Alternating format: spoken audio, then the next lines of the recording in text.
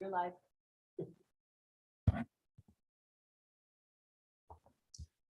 Call the regular meeting of the Board of County Commissioners for Sweetwater County to order. Sorry to be a minute or two late. I see our Sally didn't put any breaks in, so I made sure that I hit the restroom before we did this marathon long no breaks meeting today. So that probably won't be the case, but we do have a quorum present, all commissioners here in the chambers with us today. And we appreciate our gallery as well. Happy to have you here. If you would all join us in the Pledge of Allegiance and a moment of silence after that Pledge of Allegiance, please. I pledge allegiance to the flag of the United States of America and to the republic for which it stands, one nation under God, indivisible, with liberty and justice for all.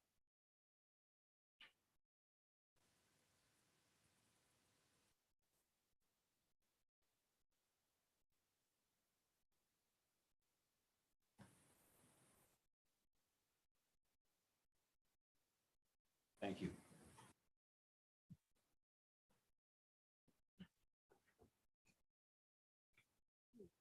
Moving right along, we have an agenda on hand. We have a request to remove tab L from that agenda. So I would include that in our amended agenda. Any other changes, or what is your pleasure? Mr. Chairman, Yes, I'll make a motion to approve the agenda as amended. we have a motion. Do we have a second? Second. We have a motion and a second. Any discussion? All those in favor say aye. Aye. Aye. Any opposed? Thank you. Our minutes from our March 15th, 2022 meeting. What is your pleasure? Mr. Chairman, Yes. I'd like to move for the approval of the 3/15/22 meeting minutes as presented. We have a motion. Do we have a second? Yes, I will second that. We have a motion and a second. Any discussion? All those in favor say aye. Aye. Any opposed? Thank you. On to tab B and acceptance of the bills. We have EALs, abates and rebates. Commissioners, what is your pleasure? Mr. Chairman, Yes. I will make the motion to approve. I never can say it right. Give it a whirl. The bills, Yeah, huh? the abates and rebates, county vouchers and warrants. The what bates? Abates Abates, and not rebates. abates. Okay. Abates. Thank you for stepping up and doing that. We have a motion. Do we have a second? Second. Make it entertaining. Motion and a second. Any discussion besides the abates? Now you know why we're afraid to step up and make the motion. All those in favor, say aye. Aye. Aye. Aye. Any opposed, say no. Thank you. County residents' concerns, comments, and I always throw in their compliments. You know, if you want to compliment us, feel free. Well, hello. Good morning. Good morning. Mr. Chairman, Commissioners, I'm Dave Davis, the Sweetwater County Assessor. Welcome. Thank you. We did have an update on our valuation numbers, but they came late last week, so I didn't have a chance to get it in the packet for today. But just to give you an idea how the fourth quarter numbers all turned out, we are currently, if we were on the old system without Senate File 60, we would be on pace for a valuation of between 2.4 and 2.5 billion. Now, to keep that in reference, last year's certified value was $1,975,000. So we are substantially higher due to specifically the price of natural gas and oil. And just to give you a little bit of a reference, the taxable value, the certified value for oil in 2021 was 168 million. This year, with the estimates from the Mineral Tax Division, it was 249 million, which was an increase of 48%. Natural gas the year before was 223 million. This year is 494 million for an increase of 121%. So surface coal was down just a little bit, about 18%. And we have no more underground coal valuation. There was nothing reported from the Mineral Tax Division. So that is actually gone now. unless for some reason they start up again and produce something in another stream that they hadn't planned on. What was that historical dollar amount for? There was only 1.9, but. It was 84 million. Yeah, So it see, wasn't that's something. substantial, but it was, or I'm sorry. Yeah, it was 84 million. So just didn't quite make it. No, I'm sorry, it was 119 million, 114 million. I had to print this really small. So even I need glasses for my glasses. The good news is Trona is up as well. It's 444 million estimates. Last year was 378. Total mineral revenue is $1,395 million. Last year it was 970. So we are back to traditional oil and gas values, mineral values, and mineral valuations. So things are much, much better. Now, keep in mind, this is the pot of money that's put off to the side, and we start collecting 1/12 of that in December of 2023. So it's great news that the values are up and the tax revenue is going to be up. The bad part of that is we don't get it for a little while.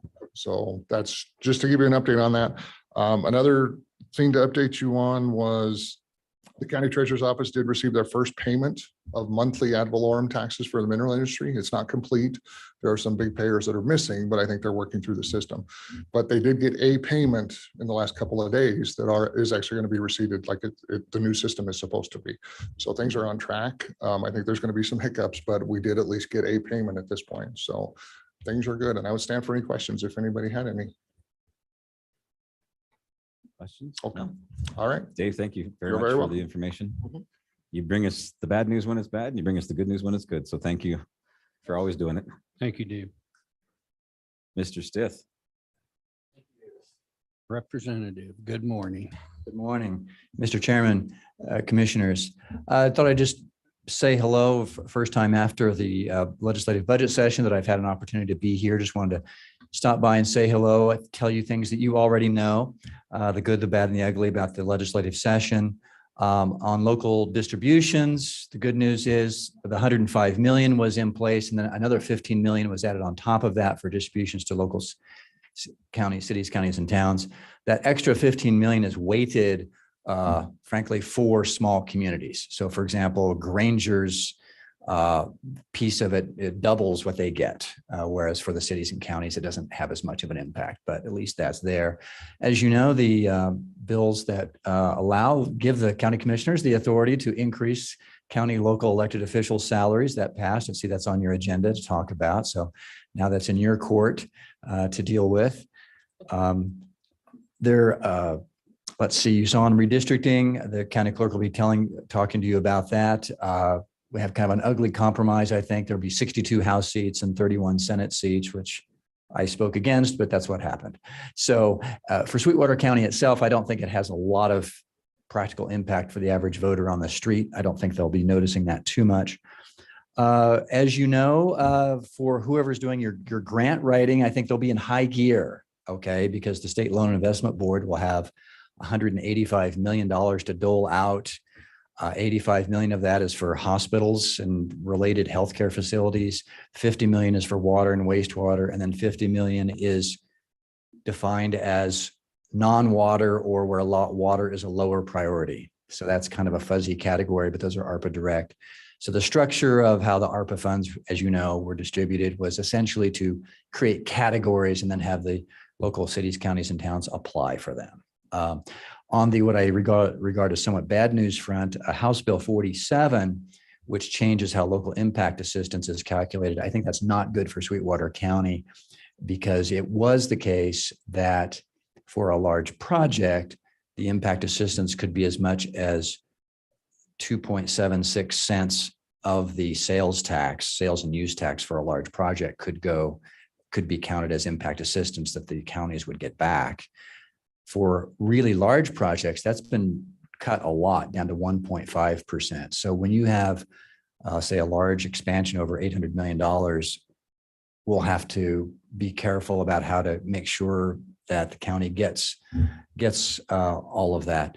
On the slightly good news front, of the $100 million that was set aside for the governor to pledge toward energy projects, a $10 million slice of that is set aside potentially for road improvements related to economic development in Campbell County, Lincoln County, and Sweetwater County. So it's kind of a little thing there in case as you're doing a large expansion, if your road department has a particular ask, that's going to be administered to the governor's office. So stay in close contact with them. A lot of other details that I'm sure you're familiar with, but I wanted to at least make myself available and stand for questions and comments and take a beating if I need to.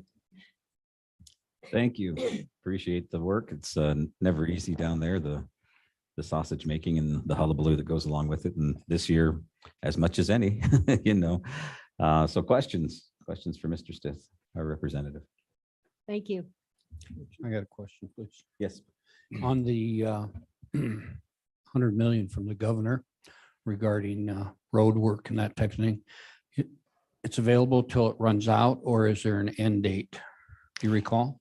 These are funds that would have to be committed by December 31, 2024 and spent by December 31, 2026. All right.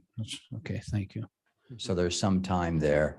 I'm thinking, I know there are two specific roads in Campbell County and Lincoln County that the leadership had in mind when they did this, and they sort of threw in Sweetwater County at our request to, it's less defined, but if you have something specific in mind, and I don't know how much of that $10 million is realistically available, but if you had every $500,000 or $800,000 helps, right? So. Okay. Good. Thank you. And just a comment is appreciate your work down there. I know last year, some of us are disappointed a little bit when it was salaries and that, and you, after doing some research, come around and kind of took the lead for the county and supported those salaries for elected officials as well as just elected officials and that type of thing. And I just want to tell you that appreciate that very much, and appreciate the work you did down there. And it was good seeing you down there. And it was, and just want you to let you know we appreciate it. Well, thank you. And I think the legislature really appreciates the input from the county commissioners. So I know I do. Thank you. Other questions or comments?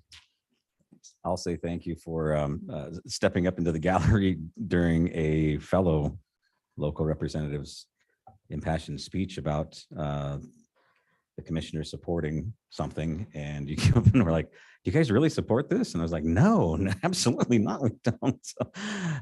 So yeah, little wires crossed there. Like, well, we just met this morning. We decided this and this. So thanks for taking the time to look out for us and ask our opinions. We appreciate it very much. Thank you. Thank you.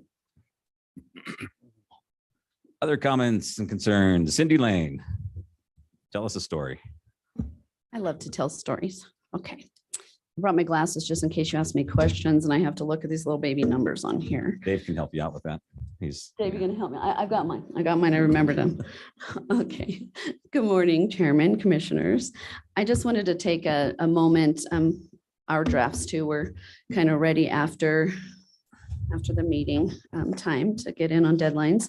And I just want to take a minute. We sent these out to you, the copies of the maps of the proposed drafts, and I will be going to the city of Rock Springs meeting tonight. So I wanted to share them with you first before I got there and see if you have any questions.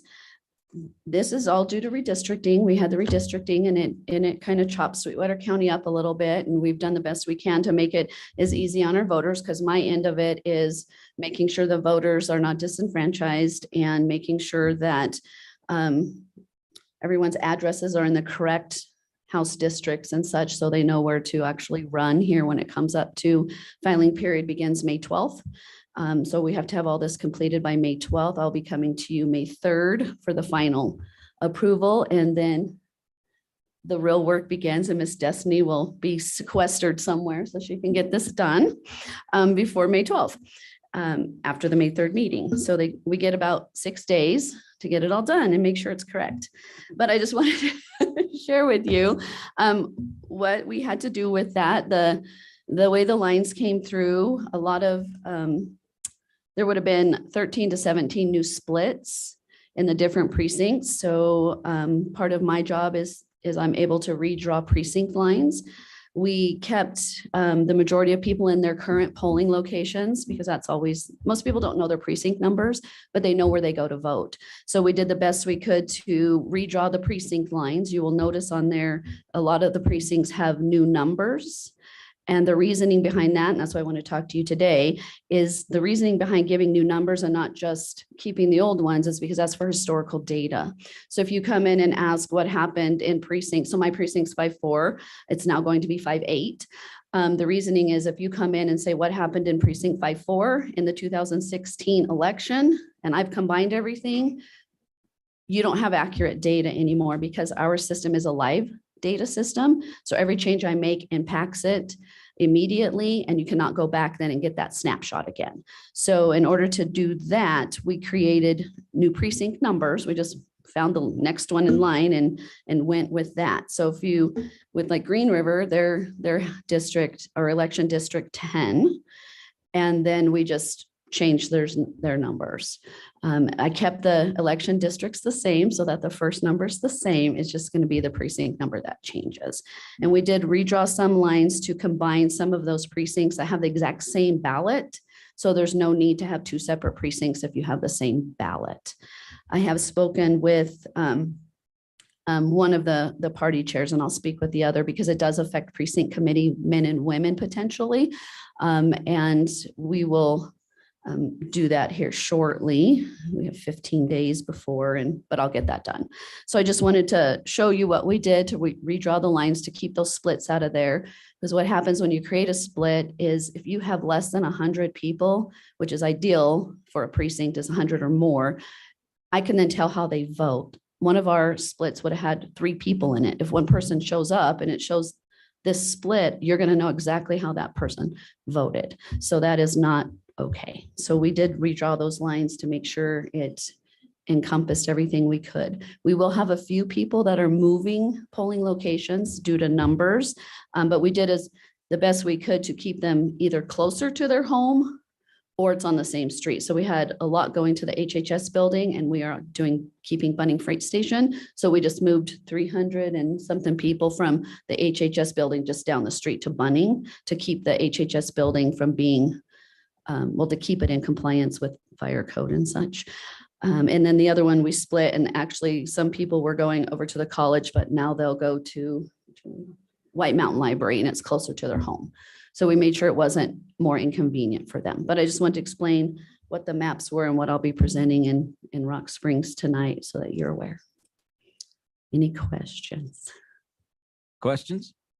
Yes, go ahead. Thank you. Thank you for all your work on this, especially back when they were going through this whole process. Anyway, I was just curious as to what your plan was to let the public know after everything's approved. Are you going to do some press releases and things? Oh, like that? yes. And all of this has to go in after you guys approve that, because anything that I change, anytime anyone votes outside their election district precinct area, we have to have approval. But because we're a large county, but a small population, a lot of people already have been doing that because there's no buildings big enough to house an election on one side of town. So I send them over to the cab. So that's why every year we bring it forward and get that permission, because it's outside where they would typically vote. So yes, it'll be in the newspaper. We have to advertise it all anyway. And that's why I'm going to the different city councils and stuff to get as much out as we can. And postcards, yes. That's why she's here. And we send out the postcards letting you know where your polling locations are and any changes. So your precinct number will change. Everybody will get a postcard. Tell me about the airport. So it's 3-7, but not grouped with that same area for statewide races. She's the expert. So the airport actually falls in municipal boundaries. So it has to be with that precinct. So which is 3-7. So just because it falls in municipal boundaries, and we're not in charge of those boundaries, that's city council. So however they drew those, that's what we're staying consistent with. So for city races, it's 3-7, but for the statewide races, it's even though it's considered part of the city, it's in 47 and 11 for our House and Senate. Yes, so they will end up with a split ballot, unfortunately. That seems weird. I'm like, Yes. yeah, you're part of the city, so you got to vote here, Mhm. but oh no, you're not part of the city if we're talking about the state. All right. And that is something that happens. We can't change, of course, ward boundaries. And so we have met with the city, the two cities, just to ask if they were going to make any changes. And if they can make their changes anytime, as long as it goes through a process. So they have, from what I understand, they're not going to make any ward boundary changes, but my precincts and election districts has to follow those. I don't get to move those. So that's why we had a lot of redrawing of precincts to make sure we get everybody in the right ward and keep it there. Thank you. Other questions? Comments?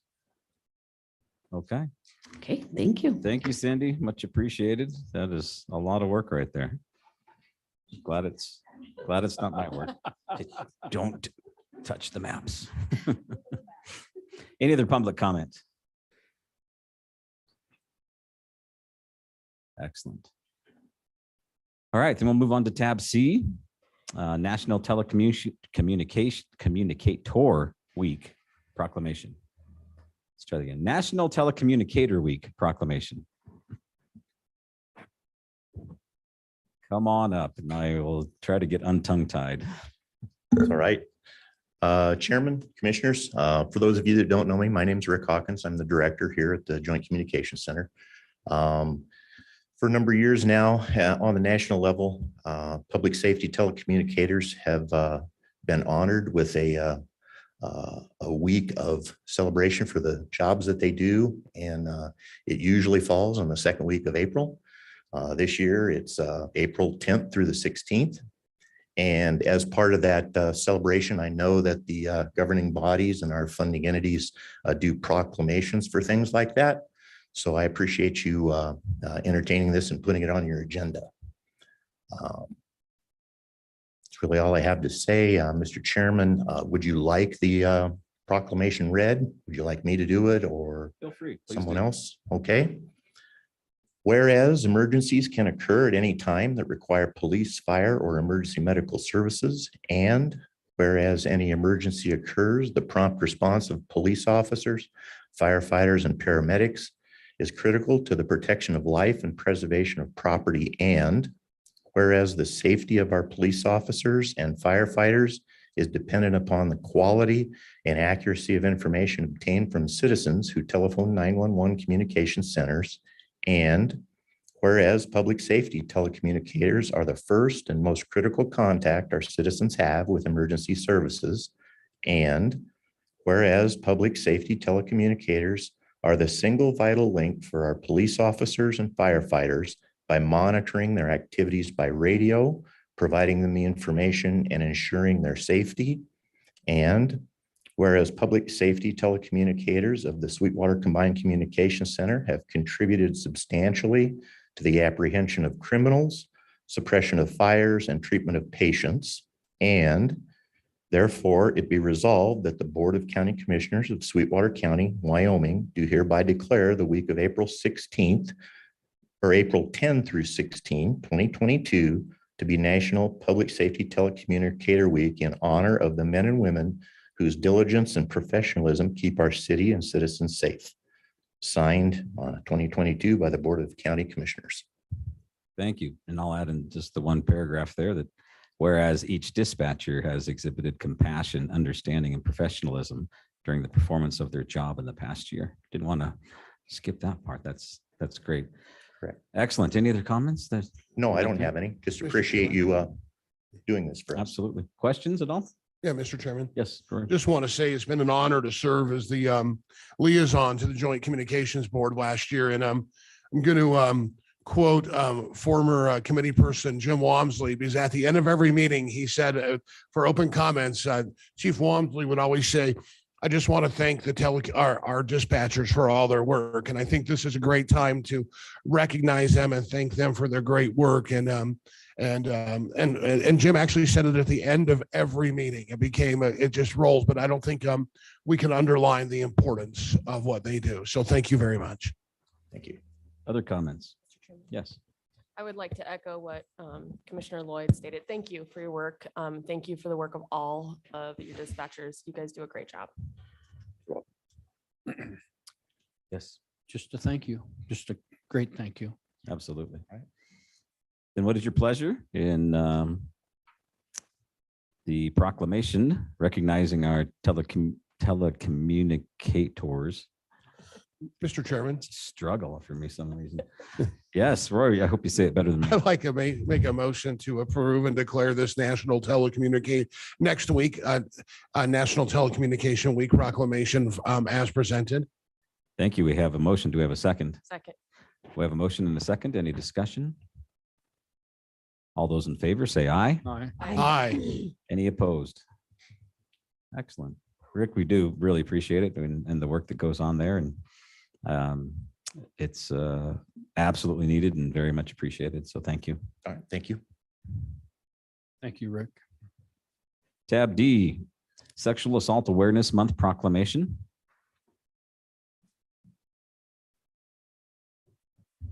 Good morning, Mr. Chairman and Hello. Commissioners. Good morning. It's good to join you today. It's been a while since I've had the opportunity to come and present this proclamation, so I'm excited to be here today. Good to have you.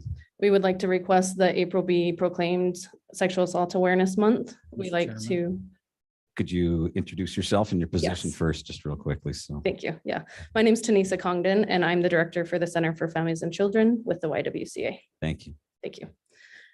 So yeah, we would like to ask that April be proclaimed Sexual Assault Awareness Month.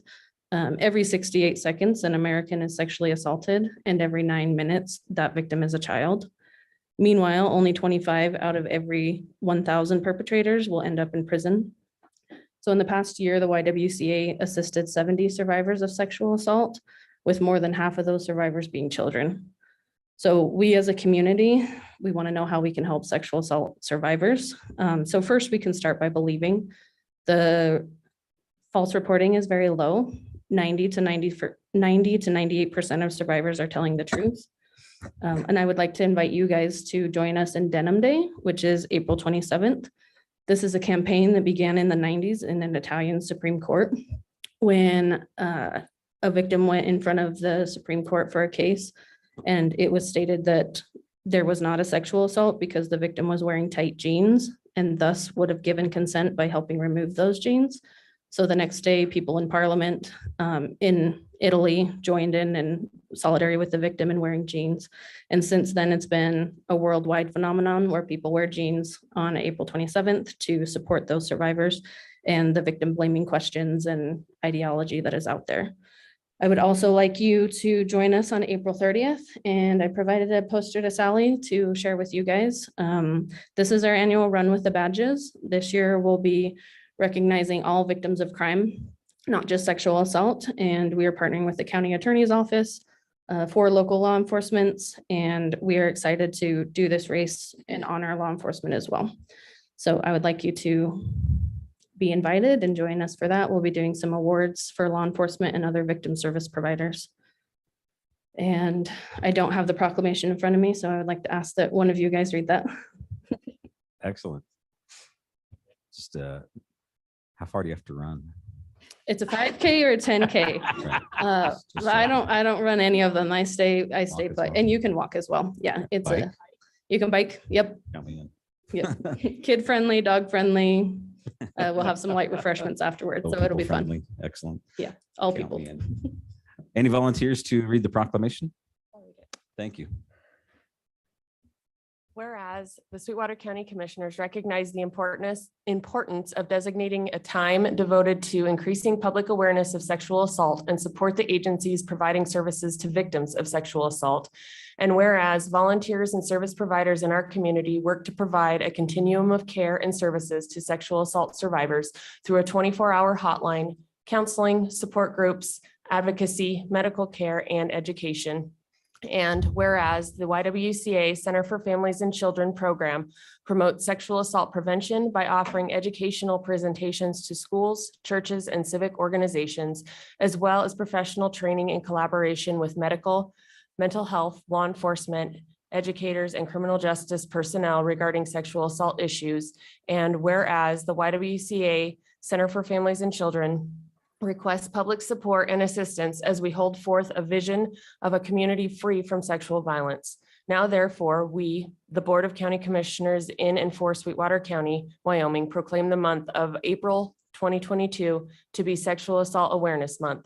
And we commend the observance of all citizens by urging each to learn what can be done to combat sexual violence and offer prevention measures and support and serve the services to survivors. Teal bracelets will be available throughout the community to wear in support of awareness of sexual assault during the month of April. And the 8th annual run/walk with the badges will be held April 30th at 8 a.m. at Young at Heart Senior Center in Rock Springs, Wyoming. Thank you. Comments or questions for Tanisha? Mr. Chairman. Yes. I just wanted to say thank you to you and all of your advocates and the work that the YWCA is doing for sexual assault awareness and for all of the survivors in our community. Thank you. Very much needed. My wife works in that arena as well, and it is a difficult task for sure, and unfortunate how much happens here within our county that we think is just a wonderful place to live, and it still happens here. So I encourage those who have been victims to reach out. There is help, and you can find it probably starting with you. Any other questions or comments? And I would entertain a motion regarding our proclamation. Mr. Chairman, Yes, I'll make a motion to approve the proclamation as presented. we have a motion. Do we have a second? Second. We have a motion and a second. Do we have any discussion? No discussion. All those in favor say aye. Aye. Aye. Any opposed, say no. Thank you very much. Mr. Chairman, Yes, Ms. Congdon, would you take a moment, please introduce the individuals that came with you so we know who else is out there working for prevention of this violence, please? Yes, I brought a group with me today, which is nice. So if you four want to join me, and I'll introduce you. So first up, we have Chelsea Cortez. She's the shelter manager with the YWCA. Good morning, Chelsea. Thank you for your work. We have Emma Rosales. She's a shelter coordinator. Good morning, Emma. Thank you for your work. We have Sue Lozier, who's a board member with the YWCA. Ms. Lozier, thank you so very much. And Jen Veggers is the director for the Early Care and Learning Center with the YWCA. Thank you. Thank you for your work. And we have a whole team behind us, including more staff, volunteers that help make this possible. So I'd like to thank them for their input. And we really rely on the whole county to get our word out there and to encourage victims to reach out for the support. And then we can take it from there and help them with whatever they need. Each case is different. So we like to build a case that's tailored for them, that's going to work for them. Well, thank you very much for your work. Thank you. Thank you, Mr. Chairman. Thank you, commissioners. appreciate your time and thank you for coming back in person with the proclamation this year. It's good we're getting back to that sort of thing. So we appreciate it very much. On to tab E, SEDC, Sweetwater Economic Development Council, discussion on Economic Development Week. Mr. Bingham. Ms. McDonald. Good morning, Chairman and Commissioners. Kayla McDonald with Sweetwater Economic Development Coalition. This year, we are going to do in-person activities for National Economic Development Week. So before you, I have a schedule. This is still in draft form. We are looking at May 9th through the 13th for this event. Normally what we do is come to you, have a proclamation. Last year, Lauren read that for us. This year, we will be doing that proclamation the first meeting of May. So look forward to doing that with you. And then coming up on May 9th, what we'll do is we'll meet with Johnny K. Eric and I will go in and do a kickoff to the week, give an update. So you can join us on the radio on 93.5 and get the update from what we've been doing over the year and just talk a little bit about economic development.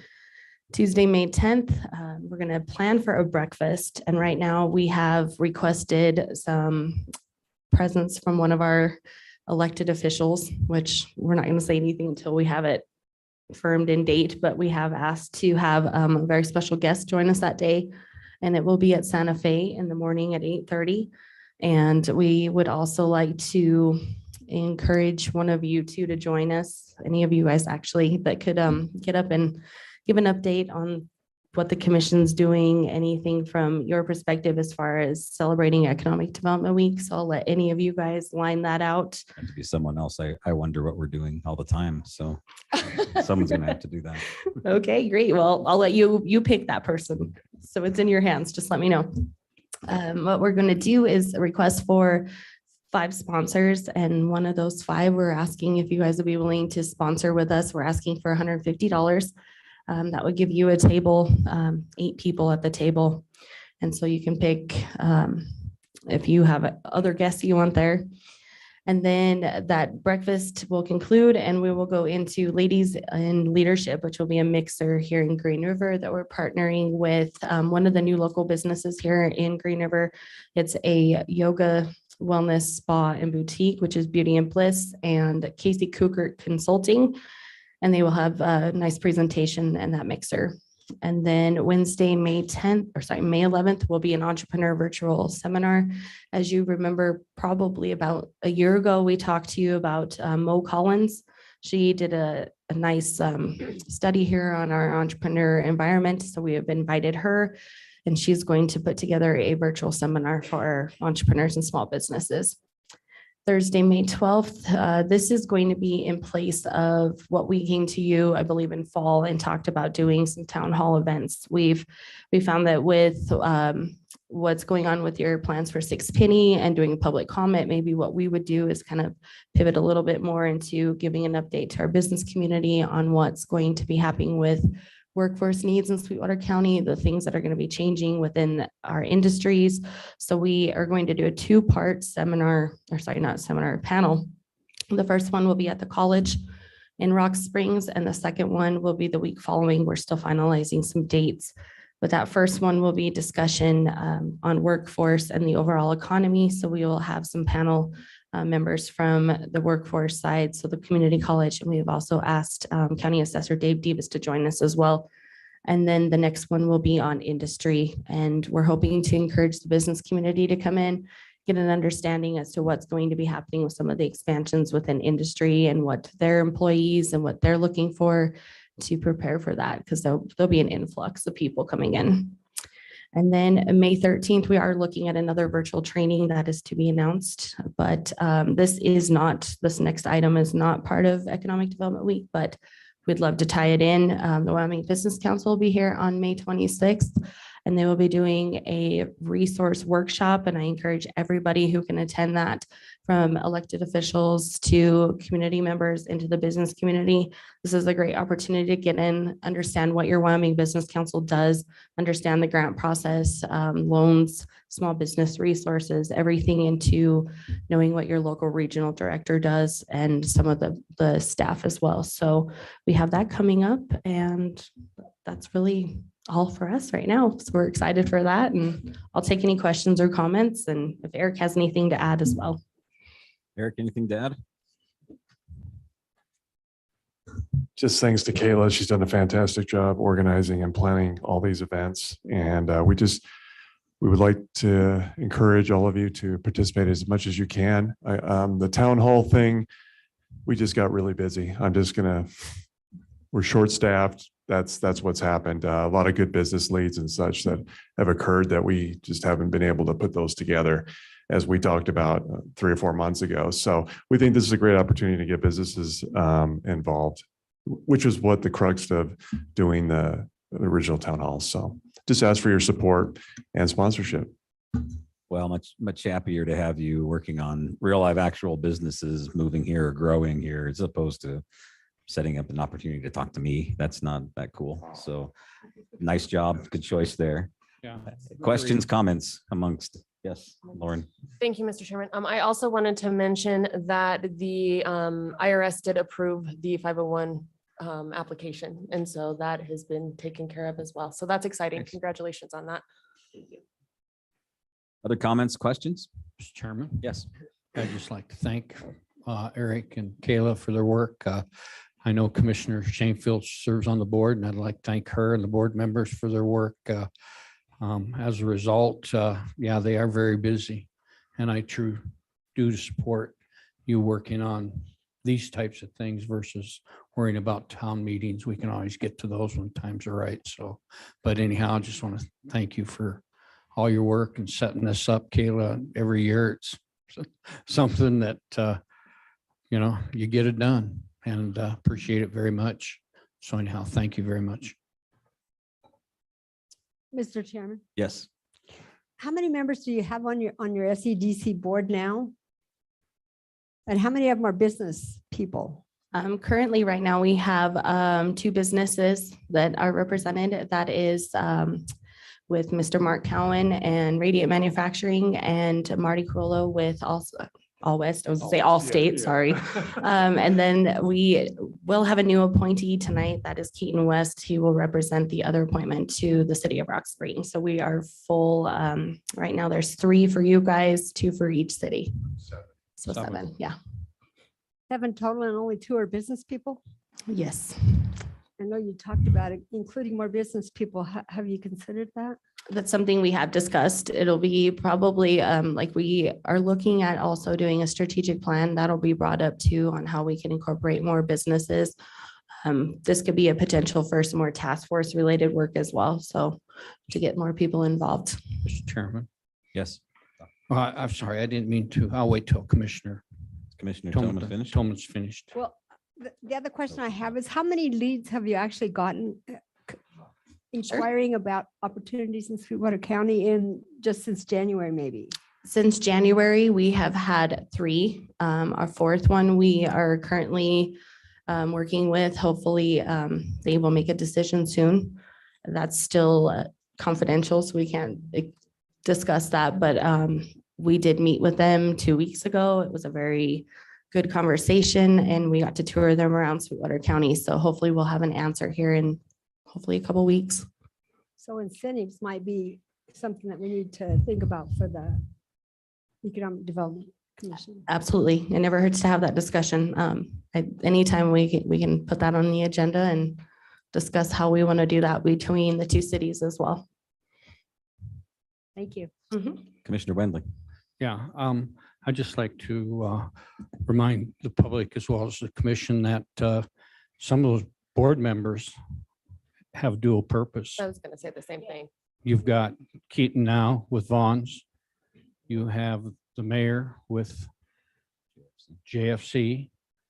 And you have Lauren with Simplot. And help me out. The other 2 you mentioned. So really you got almost 5, 6 out of 7 that are business. Thank you. Yeah. And so, and Ray, I think there's some, as we talked and started SEDC and put the board together, you know, there's always that option to that conversation of what is missing for business. Yeah, when you have 7 seats, I don't know if you can cover all the businesses. But that board continually has discussions when there's an open seat, what direction they need to go, what businesses need, you know, may not be there, should be there. And unfortunately, you can't do them all. So I think 6 out of 7 is a pretty good business average when you think of representation on that board.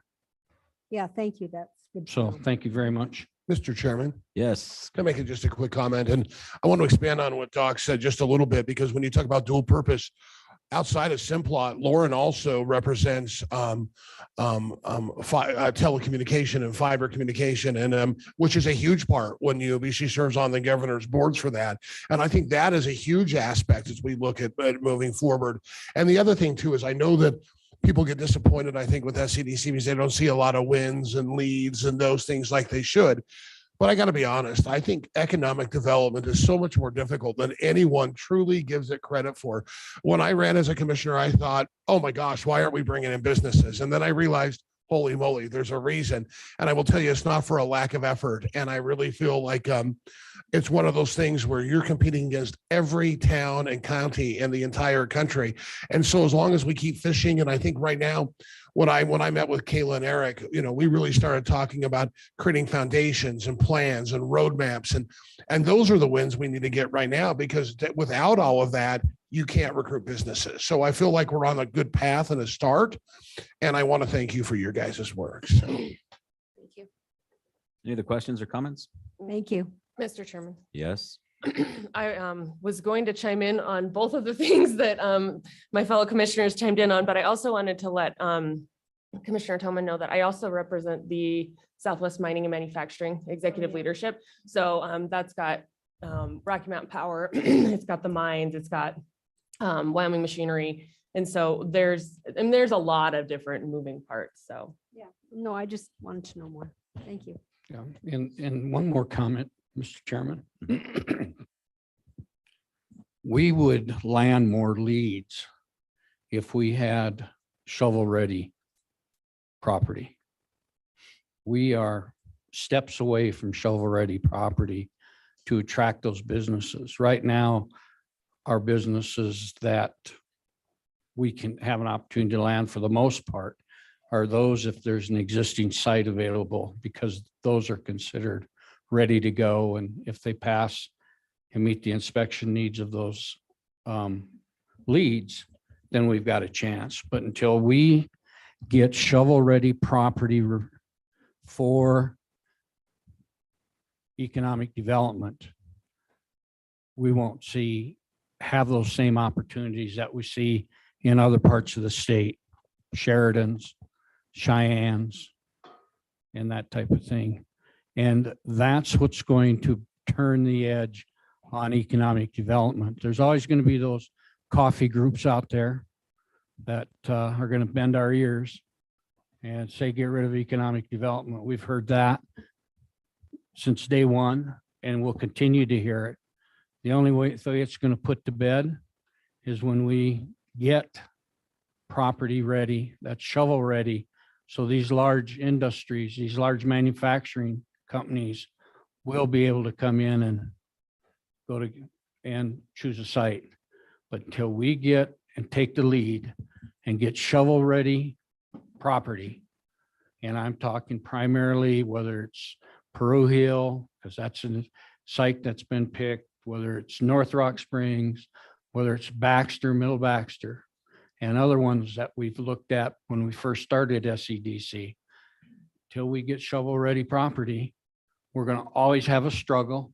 And as commissioners, we're always going to have those coffee groups hitting us saying the things they are about economic development. Thank you. Mr. Chairman, I do have a comment on that. That's a good point, Commissioner Winling, what you've stated. And just so you know, we did have a project that was proposed out by Love's Truck Stop, and they chose a different location because there was no sewer line. So that just goes right to what you just said. Well, we lost the Walmart distribution center. We lost a couple other great big projects because we didn't have shovel ready. Who had shovel ready? And when you see them every time you drive down the interstate to legislature, it's eastern part of the state, shovel ready property. Yeah. And that was primarily driven by their economic development task force and the cities and counties. So learn from other people's lessons, Right. and we will be successful. Mr. Chairman, Yes. I don't want to repeat what Doc's saying, but I know Kayla and Eric have put together a list. We do have at least 13 vacant industrial buildings that are shovel ready. And I know you've put together a map and a list to share that with people. So it's not that we don't have any shovel ready properties. It's just the size that might be limiting. And on a lighter note, I was excited to have my wife tell me that Amazon distribution center is coming to yeah. Halliburton building. Thanks, Sweetwater That's- now. Yeah, that was awesome to hear. Oh, wait, no, she said that was a April Fool's joke, but Yeah, remember, Anyway, it's April 5th, not April 1st. very good. Thank you. We appreciate the work you do. And I know so much in this goes on behind the scenes, and you're not able to share with the public. And so I know, I understand at times that it looks like, gee, what are they doing over there? But we do appreciate the updates and what you are doing. And so thank you for that, and continue the great work. Keep it up. It's going well. Thank you. Tab F, authorization of a special prosecutor, Mr. John De Leon. It's pretty straightforward. This is just a special prosecution resolution. As you know, Mr. Aramosby serves as the county and prosecuting attorney. As county attorney, distinguishes it from the district attorneys. As a county attorney, he serves as the civil attorney for the county, As the prosecuting attorney, he handles criminal and juvenile matters. Occasionally, the county attorney will determine that there may be the appearance of a conflict or an actual conflict. In those cases, he will ask the board for your consent to have that case handled, reviewed, and potentially prosecuted externally. In this particular case, UNT County has agreed, the UNT County Attorney's Office has agreed to handle this case. And as we've discussed before, that is done without any charge. And as such, we would request a motion to approve Resolution 22-04 CC01. Thank you. Any questions for Mr. De Leon? Then I would entertain a motion. Mr. Chairman, Yes. I'd move that we approve resolution number 22-04 CC-01, a resolution authorizing appointment of a special prosecutor as presented. We have a motion. Do we have a second? Mr. Oh, We have a motion in a couple of seconds. Any discussion? who did the second? Who did you get first, Sally? Lauren can Rock, do it. paper, scissors. Wow. okay. Look at such all this love up here. It's so good. Excellent. We have a motion, a couple of seconds. And all those in favor say aye. Aye. Aye. Any opposed? Thank you. Appreciate that. Tab G. Oh, I love mag chloride. Award of the fiscal year 2021 CMAC Dust Control Project Magnesium Chloride Application. Gene Legursky, what do you got for us? Thank you, Mr. Chairman. I'm glad you like mag chloride. Love mag. I was a chemistry major in college, so I do enjoy mag chloride. Oh, good. Yeah. So you know the difference between mag chloride and calcium chloride. Yeah, magnesium's one and calcium's The other. Yeah, that's good. They both have chlorine. Exactly. So anyway, this is our award of our fiscal year 2021 CMAC Dust Control Project. As you guys are aware, last year we put this project off because of contractual obligations through the AG's office. We did not get this until May, which made it too late to put into this year or last summer to actually get it effective on the roads. It did cause us some grief this year if you looked at the prices. Fuel, if you can imagine hauling everything out of the Great Salt Lake over to here, it's all fuel based. So that's where you see the huge discrepancy. I do have enough money in fuel tax account to cover the overage at CMAC that the state will not cover. So that's not a big deal as far as I'm concerned. It might be for you guys. But what I'm asking for is to award this project to Dust Bushers Enterprises, Inc. in the amount of $642,219.90. You do not have to wait until concurrence from YDOT, as this said, because YDOT actually gave us concurrence in a day. It usually takes 2 weeks. So that's why I put it off, but they actually got it back to us the next day. So Questions for Mr. Legursky regarding mag chloride? Chairman. Yes, Mr. Wendling. Mr. Legursky, engineer's estimate. engineer's estimate was done August 4th, 2020. During the CMAC stuff when we originally did it. So that's where all that came from, and to make everything match.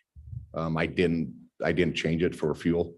I probably would have missed it for fuel anyway, just because I don't know. Who knew? No, I knew what's going on. I mean, if I would have done it 2 weeks ago, but I sat down, I actually talked to some contractors for some other projects.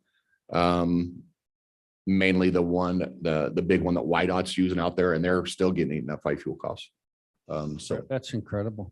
yeah, and on this is, 100% freight. They haul everything, like I said, up from the Great Salt Lake to our different county roads and then spray it on the roads. So it's, has something to do with material, but 80% of it's trucking. Wow. Wow. How many miles of road are we? 137 and a half. Great.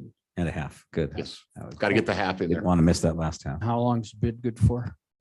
Bid's good for they have to hold it for 60 days. 60 days. Okay. Wow. Yeah. So Cost them a lot more 60 days from now. it will. The nice thing about it is we got this out a little bit earlier. We typically bid it in May. But with how this worked, we were able to get it out a little bit earlier. If the weather keeps like it is and we get dust and 90-mile-an-hour wind gusts like happened on Elk Mountain last night, it'll get drier and drier, and we need to get the mag out earlier and earlier. So That's why my chairs tipped over last night. Other you. questions? Oh, go ahead. Sir. Questions, comments? Then what is your pleasure, my fellow commissioners? Mr. Chairman, I would make a motion to approve the award of $642,219.90 for application of magnesium chloride. Is that correct, Mr. Legursky? That sounds pretty good. And Authorize the chairman to sign. Thank you, Mr. Chairman. excellent. Mr. Chairman, Yes. point of order. You may want to, in your motion, include who it's to. Include what? Who it's to? To. To Dustbusters Enterprise. Dustbusters Oh, Enterprises. okay, I missed the name. Okay, I would amend my, I would just change my motion to include Dustbusters as the awardee. Excellent. We have a motion. Do we have a second? Second. We have a motion and a second. Any discussion? All those in favor say aye. Aye. Aye. Any opposed? Thank you. On to Mr. Legursky. So this is just a discussion on a email that Chairman Smith forwarded me. Hopefully you guys all have received this email. If not, it was in the packet. YDOT received $45 million per year over the next 5 years to help renovate bridges in the state, specifically on, they call them off highway system bridges. So towns and counties, town, cities and county bridges that are not on the interstate or state highway system. They've addressed 2 bridges that we knew about in our county that are ranked as deficient.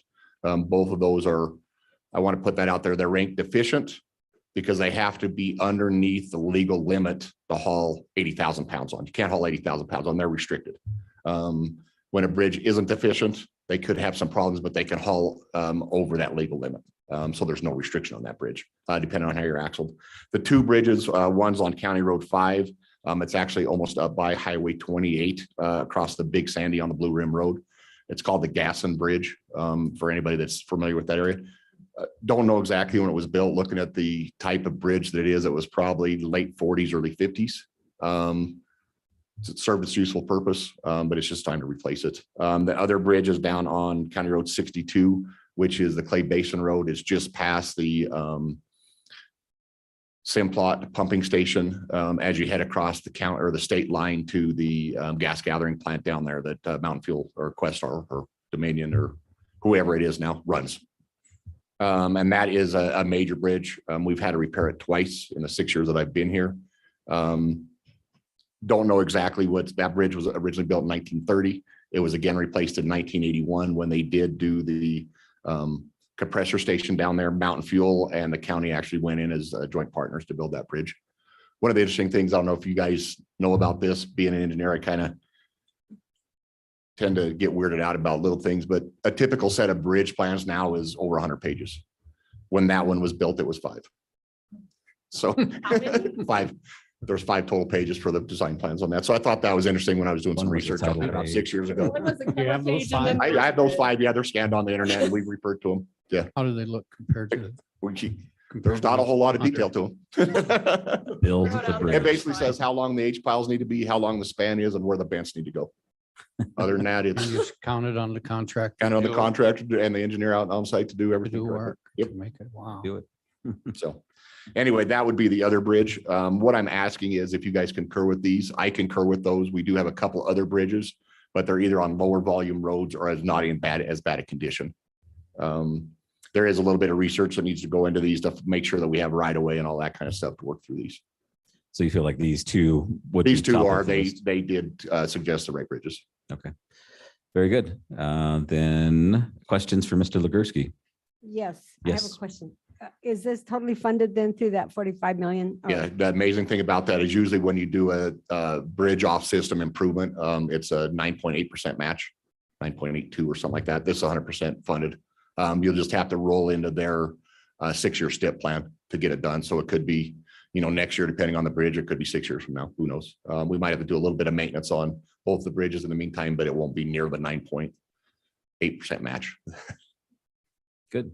Other questions? Yeah, Mr. Chairman. Yes. Hey, Mr. Ligursky, on those bridges in that letter, it said these are the bridges that are identified. Mhm. But if the county has other bridges they identify, let us know and we'll look at putting them on the list kind of thing.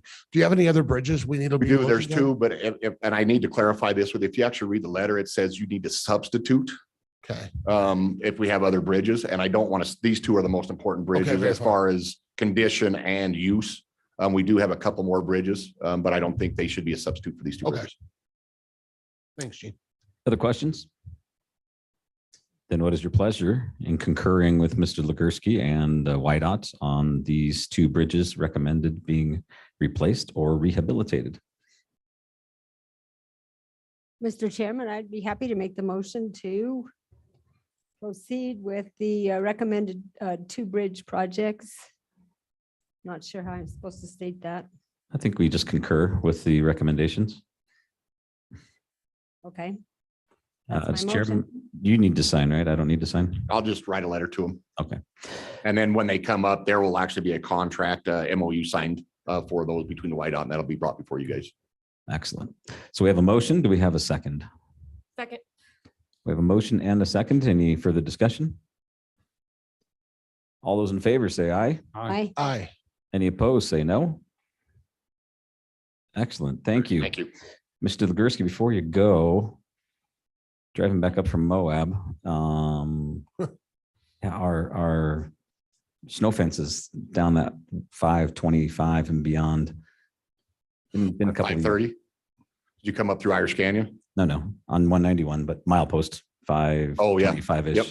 on down. Not looking good. And it's been a couple of years. And I Yes. know we did the contract with the snow fence guy. Those How's are, that that 191 south and north are both YDOT.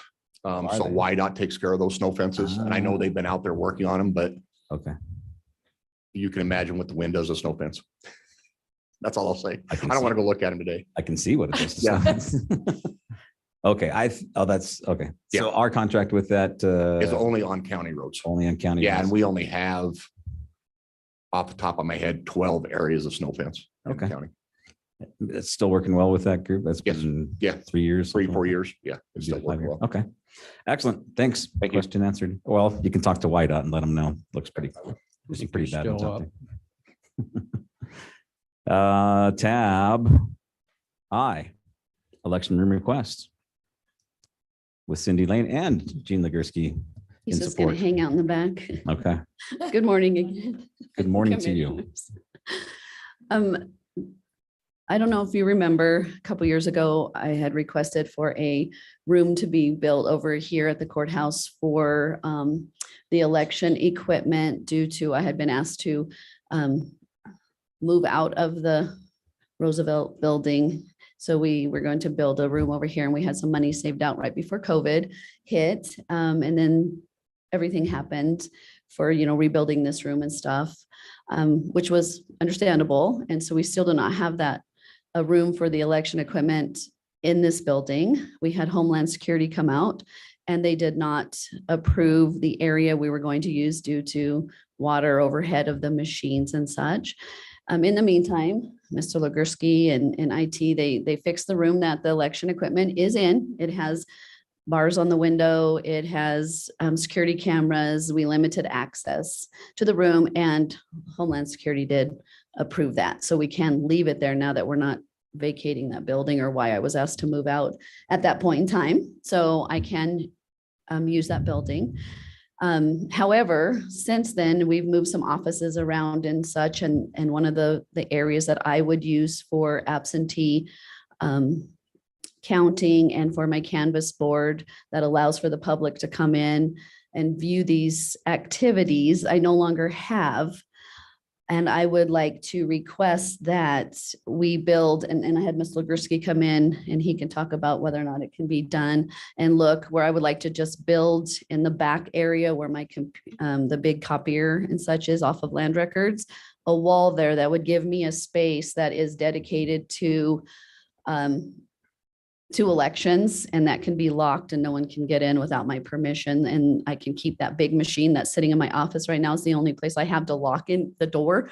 And so I have that $50,000 machine sits behind me all day so I can watch it. And so I'd like to be able to put that in there and lock it up so that it is in a safe, secure location. And so that is what I'm requesting, because I can't make changes, of course, to the building without permission. And then we have that money set aside at the time for the new room to be built over here. That is still dedicated to that. I do have some electrical additions over at the other location to maybe, since we're staying there, now I can make some changes to that to make more room for our election equipment to be set up and tested, and the public can come in. And then I'd like to use a little bit of it to build a wall. So, and it was all approved. You said the fire had to come in. I said, has it all been approved? You were going to have the fire. Fire has not. I was waiting for the- Okay, so once that, then we'll even see if that is possible, but it's just building across from there because I have 2 doors that go into that area. One would be blocked off with a swipe system to make sure we know who's going in and out of the room. Thank you. That is my request. Any addition, Mr. Legursky? Just a couple. Yeah, it's a fairly easy project. It's a 17-foot wall. We'll go up all the way to the thing. We have to get a hold of fire, and we have to pull a city building permit. Part of that's going to hold a fire. There is 2 windows in the room that we'll have to bar. They're on the back side of the building, so we'll try to do it as aesthetically pleasing as possible and still meet the guidance from the feds. And then sprinkler systems and everything look okay. I talked to Tim, and since it'll be a wall, we might run a little bit of electrical and some stuff like that, just so we have IT and electrical on every wall, but it shouldn't be that big of a project. Getting a Genetec door system and then a camera in there is the only other thing we need. Funding for this? Where does this come from? We set aside for, as Ms. Lane said, we set aside the $50,000 to build the room out in the garage area. So we'll use that to build this, and we'll use that to renovate what she needs up at Roosevelt. Okay, all within the $50,000 Oh, yeah, budget. easy. Okay. Good. What kind of time frame do you have that you need to have this done? We'd like to get it done this month. Okay. If we can get the fire marshal and everybody over. We already have the studs because we have to buy steel studs in bulk. So we already have enough studs. We'll have to go down to get the drywall and a couple other things, move some lights around and do stuff like that. So not that big of a deal. Probably the largest big holdup will be getting the Genetec door system and the controller. Sometimes we don't have any on stock anymore. So okay, good. Anything else, Cindy? Just so you know, I will be asking the Secretary of State's office to help fund the door system because they do have funding in place to help with security of election equipment. So I will request that, and for the camera. So I will do my best to write a grant for that to them. They are pretty open about it. They keep saying, what do you guys need? And so I think that will be approved, but we have to buy whatever camera they approve. It can't come from certain countries and such. So we will make sure we follow their guidelines so I can get funding from them. And that would be really nice for me. It's really nice to hear that it would happen so quickly because I was hoping it would happen for this election. So I don't have to take over the community room. Nice. So Well, good. thank you. Any questions, comments? Okay, then don't need a motion necessarily, I don't think. Do we, John? Just some concurrence or direction? I think a motion is needed. There's no. Do we have how about any heartburn or dissent in building a wall? Mr. Chairman. Wait a minute, who said that? I know. I That almost wasn't made that right. comment, but I wasn't sure if it would be appropriate. I wanted to say that our elections are, like, the security of our elections is the utmost importance, and we need to do what we need to do to take care of this. And we've got the money saved, and the state's going to help. Like, let's get it done. And we got the steel studs. Absolutely. In bulk. Let's build a wall. All right. Thank Build the you. wall. I'll start chanting for you. Please Thank do. you. Thank you. Tab J, request approval to submit a statement of intent to the fiscal year 2023 Transportation Alternatives Grant Program for a scenic turnouts and overlooks project. This has Christina Marshall and Janessa Meredith written all over it. Gene somehow got suckered into it. He's the main one. Do tell. Hello. Hello, not a wall, but a Morning. turnout. Turnouts. It's you So all.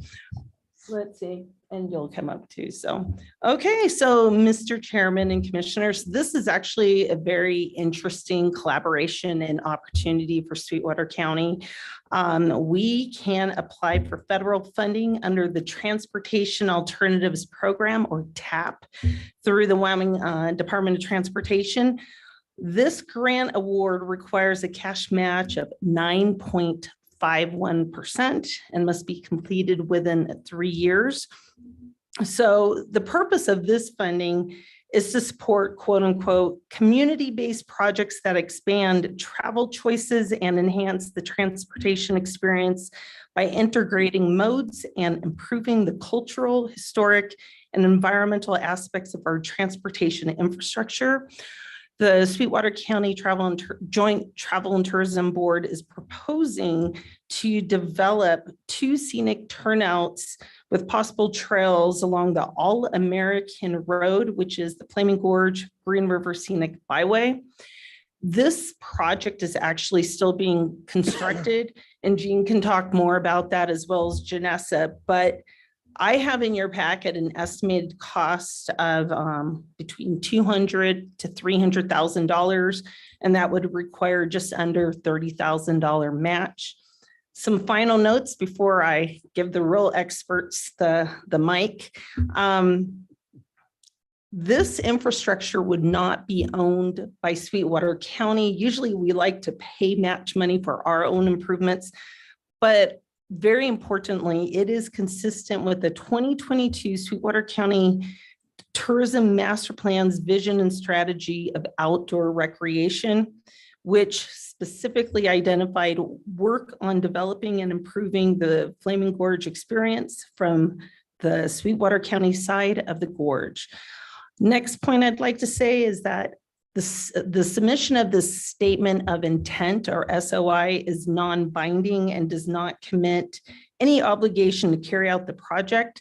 Sweetwater County, however, has to be the official sponsor of this grant application and project and oversee all contractual obligations and compliance. So it'd be in our audit, for example. And finally, the required match has been reduced from 20% to 9.5% or 9.51%. So it's actually a really good deal at this point. And I would include that in our fiscal year 23 budget project or grant projects budget. Joint travel and tourism funding cannot be used for the TAP match, but they would participate significantly with signage, kiosks at the turnouts, and ongoing contractual costs for restrooms or porta potties. There is no document for the chairman to sign, and the electronic SOI will be submitted by county staff. So that's the nut and bolts of this, but I'd like to have Janessa give you more colorful description. Good morning, commissioners. Good morning, Again, Janessa. good morning. I'm Janessa Meredith. I'm the Executive Director for Sweetwater County Travel and Tourism. So as you know, we were able to obtain that All-American Road designation for the Flaming Gorge Green River Basin Scenic Byway last year. And this is why it matters. A lot of people wondered why would it matter that we're calling it an All-American Road. And this is why it matters. We now qualify for these types of funding sources in partnership with the county. So this is through YDOT. This is to build 2 different turnouts. So one on Highway 530 at the Blacks Fork, right there where it runs perpendicular to Highway 530. As you will recall, there's a sand dune edge of the butte there that's been forming over the past several years. We're hoping to build a turnout there, offer some interpretive signage about the sand dunes, about the geology of the area, possibly a nature trail walking path, possibly a mountain biking path. Jean can speak more to that as well, but it's a really great opportunity to get people to pull off and really experience the landscape there and enjoy that view. The other turnout that we're going to include in this application as well is on Highway 191 near Clay Basin. There's a number of opportunities there. As you know, that's a beautiful overlook. We're hoping to either with this or with another funding stream, be able to provide restroom facilities near Clay Basin. That's a great stretch of highway without any facilities. So it's a really opportune location for that. So we're hoping to be able to include that, whether it be in this or with another funding stream. I will just mention briefly, we are looking at another grant opportunity through the Federal Highway Administration. That one runs directly through YDOT. And that one, we are looking at a planning grant for the entire Wyoming side. So we want a plan that builds out, shows us the engineering, the design of every single turnout and amenity that we want on the Wyoming side. We just know that these two locations are prime and ready. We know that they're ideal for this, this round of funding through the Transportation Alternatives Program. But in general, we want to be able to develop a plan for the entire Wyoming half of the byway. So we're working on that as well. Nice. Good work. Does Gene need to add anything? Shaking his head no, but here he comes anyway. Well, Christina asked me to kind of elaborate on the costs. Okay. We don't know exactly what the cost will be. That's why we gave you guys a range. A lot of this will depend on exact locations. The one on 530 around the Blacks Fork, that's on the Bureau of Rec land, which is nice because they encourage you to do stuff like this down there. But that does not have a developed turnaround at all down there. So you can imagine dirt work, depending on exactly where we do it, is stuff like that's kind of up in the air. The ones on the 191 south side, there's 3 or 4 different turnouts are already semi-developed. So those costs are a little bit easier to come by. But these actual final locations will have to be determined by YDOT. So that's why I'm kind of getting involved, is just be the middle person between everything and just make sure it gets done. So Great. So you did have something to add. Nicely done. just a little bit. I appreciate that. Mr. Questions? Chairman, yes, I do have a question. Yes. Well, who does the contracting and the actual work? Because it's on YDOT highway, right? It's all YDOT highway, but being TAP, it'll have to be done through us. So my office will handle all of that, the contracting, that they'll help us with the plan development, but we'll have to handle that, and the construction management. Okay, thank you. Other questions or comments? Great project. Good Will job. YDOT maintain them then after they're built? Restrooms, Restroom, as yet to be determined. That's why the restrooms are, we were looking at, that's why they're separate funding and everything like that. Wow. Because it depends on, 2 or 3 years ago, they got rid of a ton of restrooms across the state. So I don't know if they're excited about it or not, but I'm sure we can work something out, with them, or travel or tourism, or, a partnership. But like I said, if you've ever went down that 191 stretch, it's a long ways. And I can tell you from being off-road in there, there's some amazing things that people do when there isn't a bathroom available. I'll leave it at that. Janessa will be down to maintain that facility often. Janessa, Mr. Chairman, Yes. a question for Janessa, please. Going back to just what Mr. Gursky was talking about, I think once this project is done, and since it's a national scenic highway, there's grants there to put in restrooms and to help build trails and those types of things. But establishing those Yes. turnouts are very important. Yes, so there are a number of different funding opportunities. So we just want to make sure this deadline for this grant application is coming soon. So we want to make sure that we apply for it, and whatever we can qualify the project for under these terms, we will. But there's a number of other funding opportunities that we'll be able to piecemeal together to make sure that all of those amenities are met. Thank you. Mhm. Good job. Way to work. Thank you. Appreciate it. You've done a good job making all this happen, and we appreciate it. Thank you. I appreciate your support. Other questions or comments? Then what's your pleasure, commissioners? Mr. Chairman, Yes. I'll make a motion to approve the submittal of a statement of intent to the fiscal year 2023 Transportation Alternatives Grant Program for a scenic turnouts and overlooks project as presented. Thank you. We have a motion. Do we have a second? Mr. Chairman, I would second that. Thank you. Motion and second. Any discussion? All those in favor, say aye. Aye. Aye. Any opposed? Excellent job. Thank you. Thank you. Go build a bathroom. And a wall, Gene. Gene's gonna, yeah. Woo-hoo. We're way ahead of Texas. We are on to tab K. Request to restaff vacant position in the Facilities Maintenance Department. Mr. McLean? Oh, no. Brenda? Well, an excellent replacement you are. Thanends for making the trip upstairs. Thank you. Good morning, Mr. Chairman. Good morning, Commissioners. We have a request our request actually is twofold. We have an employee who is retiring from the Maintenance Department pursuant to the voluntary separation plan. Our request is to reclassify that existing position from the maintenance supervisor position to a maintenance worker position. So this will result in a cost savings of roughly $6,700. It potentially could be more of a savings depending on the health insurance side of things. So that's always a consideration. So even if they come in at lateral entry and elect family insurance, it'll be a savings.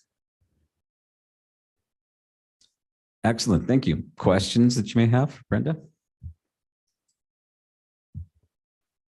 No questions? Then what's your pleasure?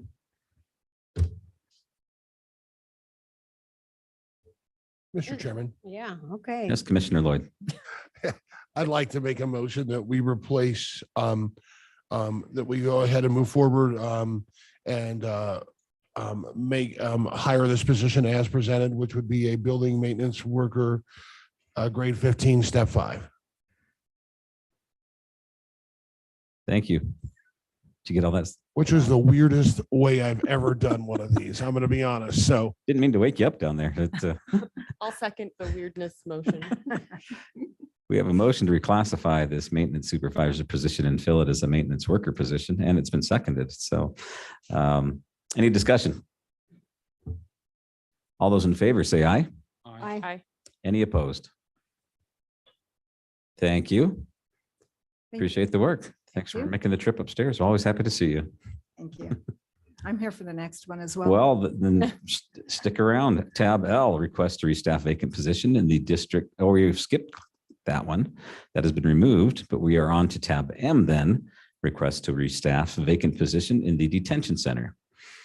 Yes, we have a vacancy. We have an employee who recently resigned from the detention center due to medical reasons. So we're requesting to restaff that position. There's the potential that it may be a cost increase, again, because of health insurance concerns. The former employee was employee plus one child, but potentially we could have an employee coming in at employee plus family. We're anticipating also lateral entry, which would be, as far as salary is concerned, the same salary that the former employee was at. Thank you. So identical salaries, it's really just the health insurance would be the difference. Do you have anything to add, John? Okay. Nothing from the sheriff. Is he hiding back there? Is it a no? Okay, thanks. Thank you, Candy. Excellent. Any questions? Okay, what is your pleasure, my fellow commissioners?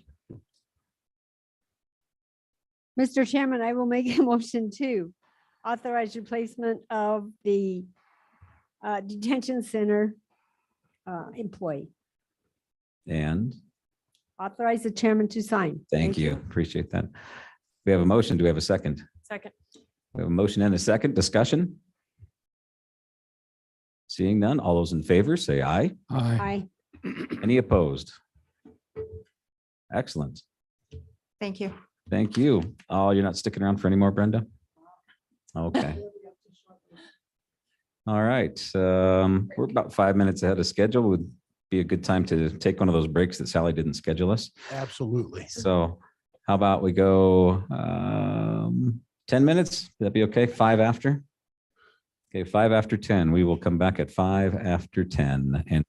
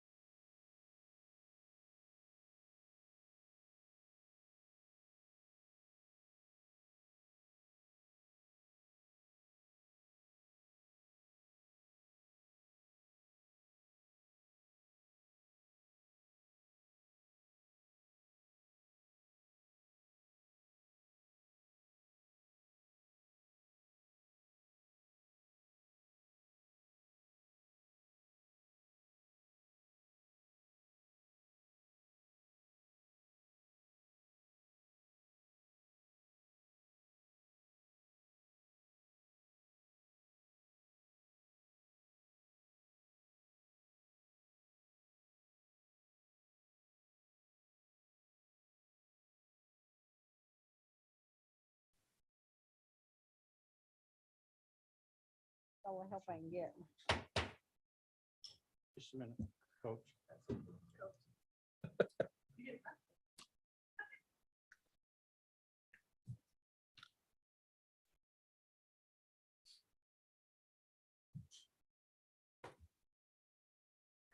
A new plastic cover, yeah.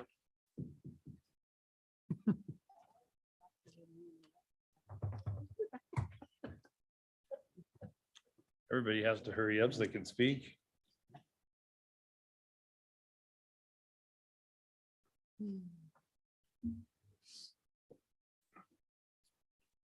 Ooh,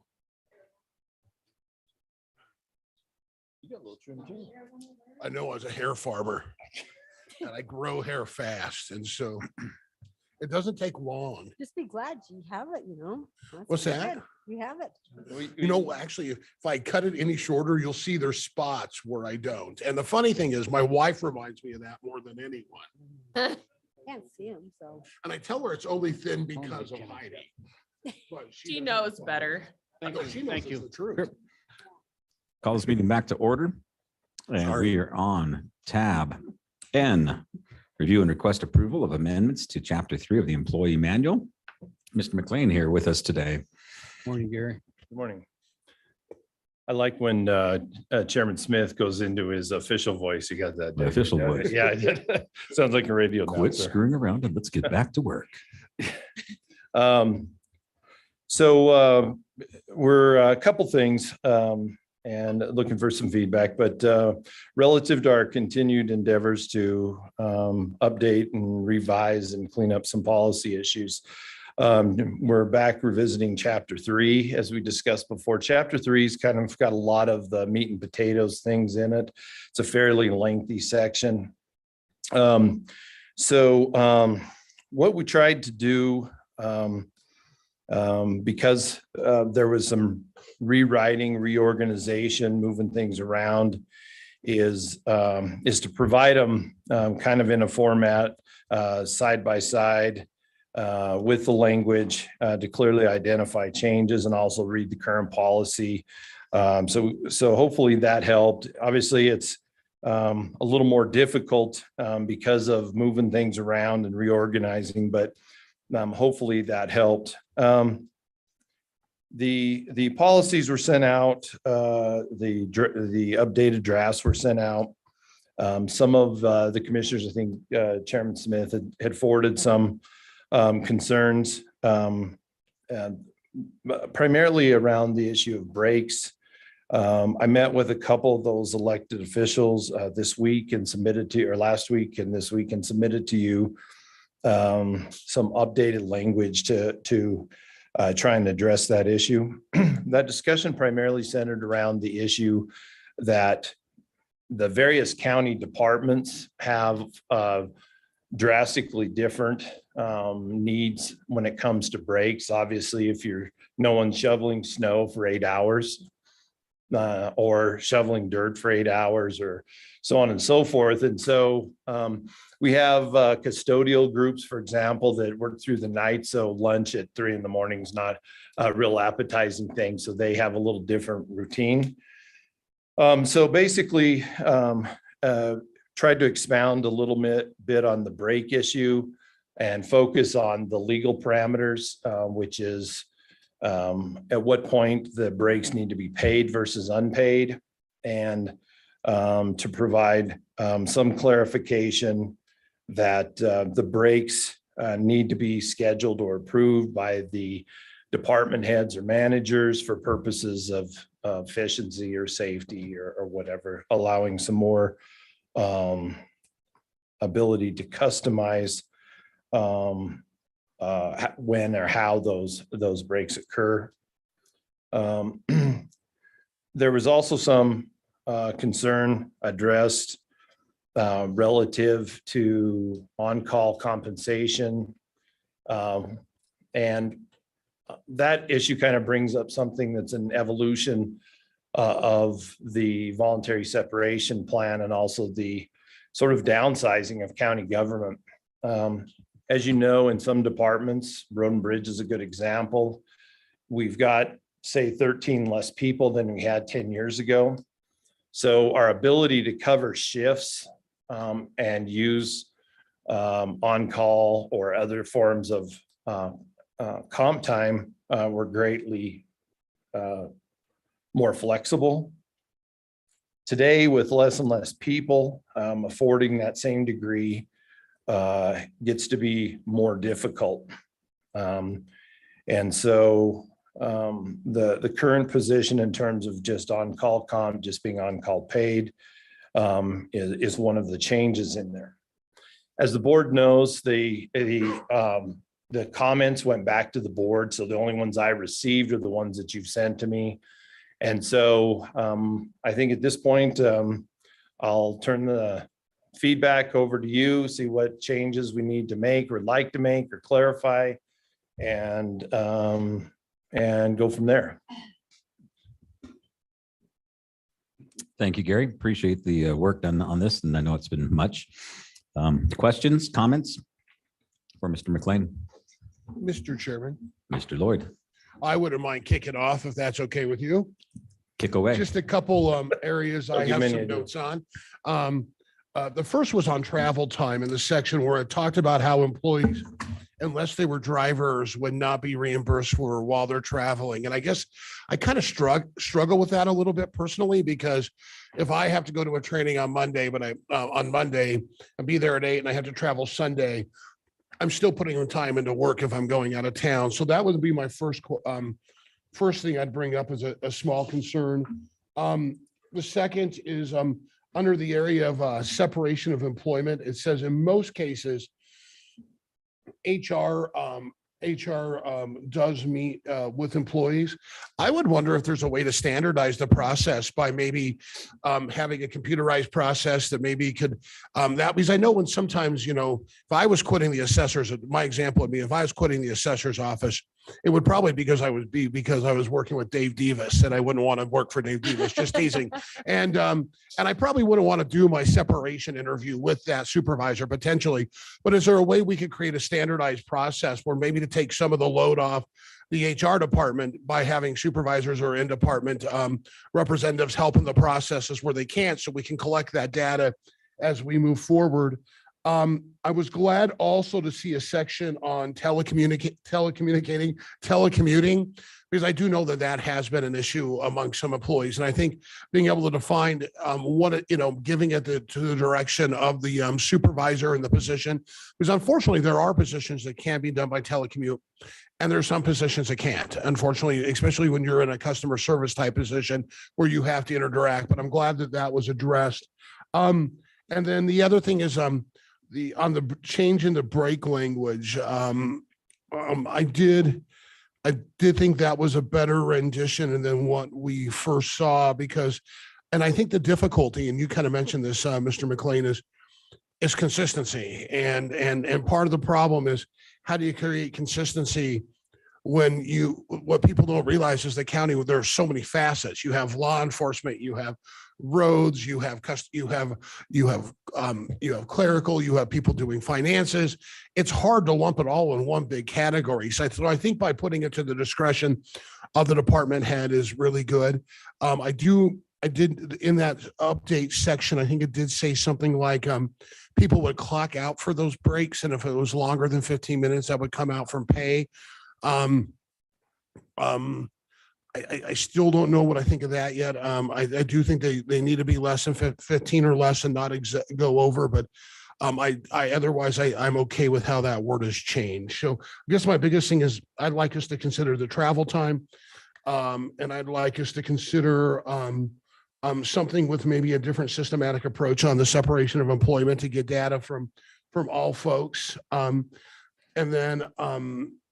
then I think the other thing I think I'd like to see is I did meet with Mr. Legursky, because the compensation time does affect his department the most. And I know the biggest difficult part is the coverage of time off, because when you do a compensation plan, it's like money. And if I say, well, I want my compensation time tomorrow, I have to be able to get it because of the labor laws.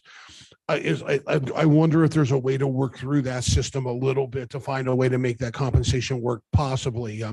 But that could be a little longer discussion. But those are my first comments that I've seen on the changes. So thank you. Thank you. Yes, Lauren. Now that Commissioner Lloyd has kicked it off. You have a few more babies.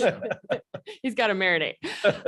Okay, so I would have to agree with the travel time. I would like to remove that last sentence in number 2. And then I also had several employees reach out about comp time, which we talked about. And I think it's really valuable. I think it's valuable to our employees that if we're asking them to go above and beyond and be out on overtime that they didn't sign up for, we have a snowstorm, whatever it is, that they be allowed that option. And many employees value the time off more than the additional money. And so I would like to see if there's something that we can work through and figure that out for those employees that do use that. And then also on the breaks, I am much more okay with the verbiage. It feels, I don't want it to feel stringent and overbearing to our employees. And when I work through it, it doesn't at this point. It's something new. And so I think people will balk at that just a little bit. But I do like the consistency of, if one person can't just take, a 30-minute break, not clock out, and then have their lunch break and things like that. And so I think that is needed. And I also like that it is allowing the department heads and the elected officials to make decisions for their group and what works best coverage wise for them. So those are the comments that I have right now. Thank you. Others? Right, Mr. Chairman, and let's go ahead, Commissioner. No, go ahead. I'll go last. Let me first of all make this comment before I work on this. As I listen and I think about what it is I want to say, I'm wondering the thoughts of, I know you won't like this, but there's things brought up here that any one of the 5 of us or all 5 may agree or disagree and need to talk about. It's going to take some time. And I'm wondering if we need to use other time to work on policy because they're so important and they're important to the employees, and have a discussion and allow us as commissioners to not only examine the changes, but also have time to have conversations about what we're hearing from the employees to give them ample time to look at it, because I'm not in disagreement of anything I've heard, but at the same token, there might be opportunities to talk about the whys and ifs and that type of thing. So I just like my fellow commissioners to think about maybe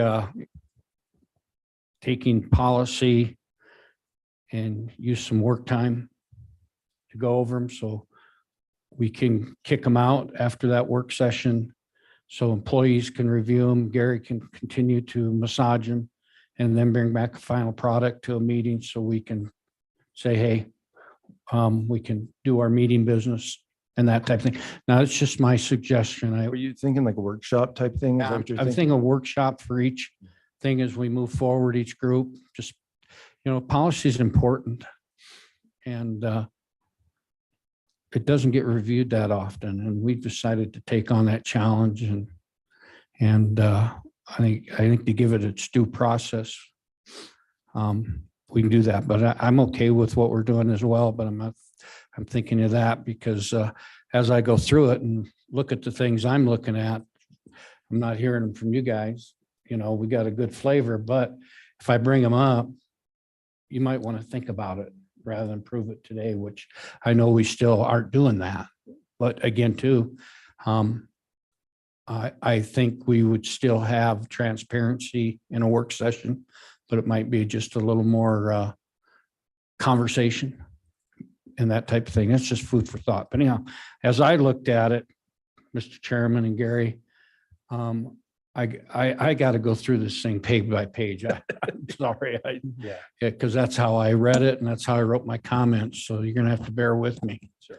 Okay, on the proposed policy on page 4, I'll start there, which is chapter 3.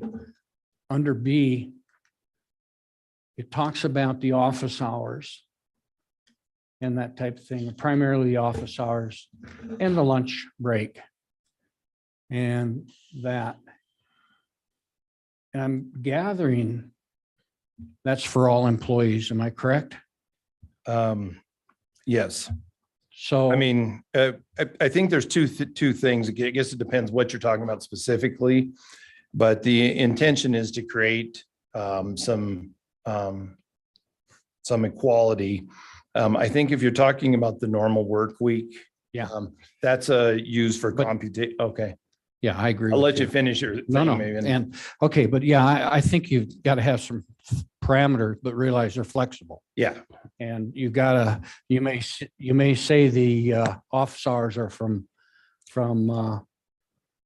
or the work week is certain time and then office hours are another time. But at the same token, at some point in time, if we get to where we have to allow elected officials, let's say on certain days of the month where their offices have lines going out the doors.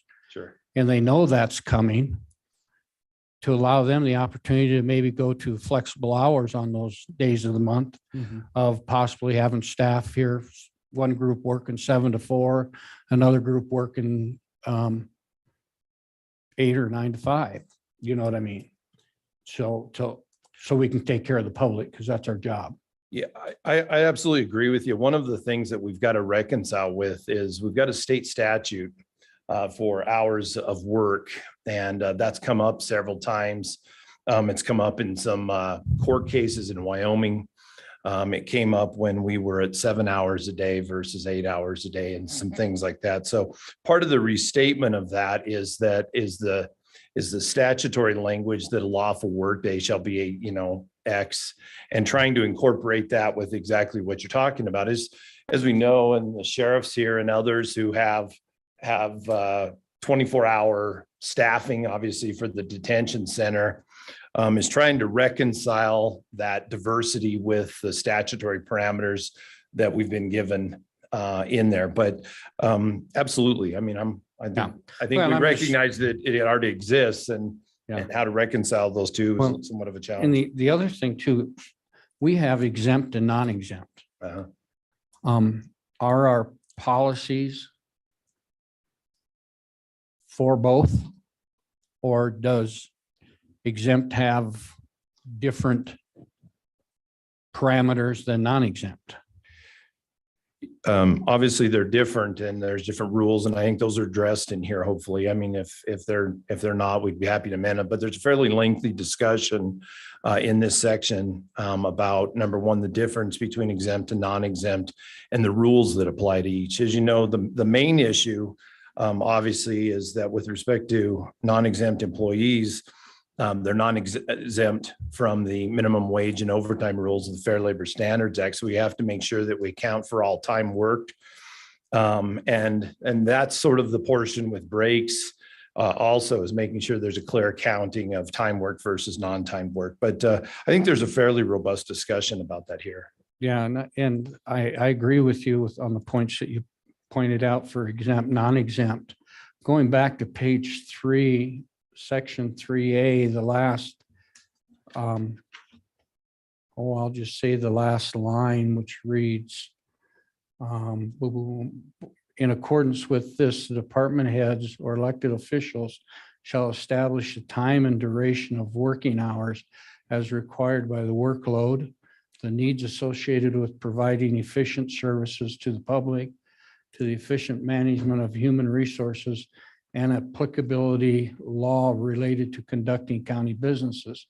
When I read that, and I read, of course, the rest of the paragraph above it about the work week and that hours per day and that type of thing, does that particular sentence allow flexible hours and work days for exempt employees? Well, I think that it sounds like it to me that it does. It's, the issue is that what we're trying to incorporate there is that obviously there's different work demands, as we mentioned. Road and Bridge in the summer works 4/10s, they work 5/8s in the winter months. The Sheriff's Department has a different schedule to cover 24-hour operations.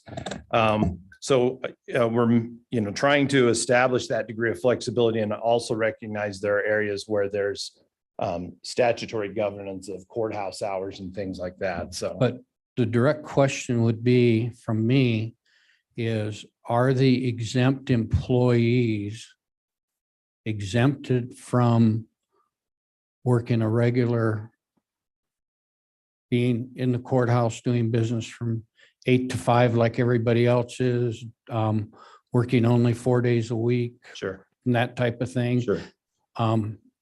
Does that allow for that? Or is that just our general allowance over, because it's been practiced for so long? Sure. I guess specifically with respect to exempt employees, the hours of work, if you will, you're not paying them per hour, you're paying for a job, as you well know. And so the hours may depend on whoever their supervisors are, what they direct. So for example, there may be an exempt position that needs to be at somewhere covering a desk, for example, or covering a, say, like a planning desk that needs to correspond to the work hours. There may be positions, other places where there's more flexibility because they cover incidents, such as in the Sheriff's Department. And so what you're really paying for with those positions is an individual to do the job, not to work a specific period of time necessarily. But if there is a specific time, then the department heads or elected officials that supervise those can certainly specify that. Well, I guess that's understandable and that type of thing, but I'm not sure everybody's in agreement with the fact that exempt employees can basically set their own schedule and that type of thing. And especially with the effort we've gone as a county to not only increase their responsibilities, but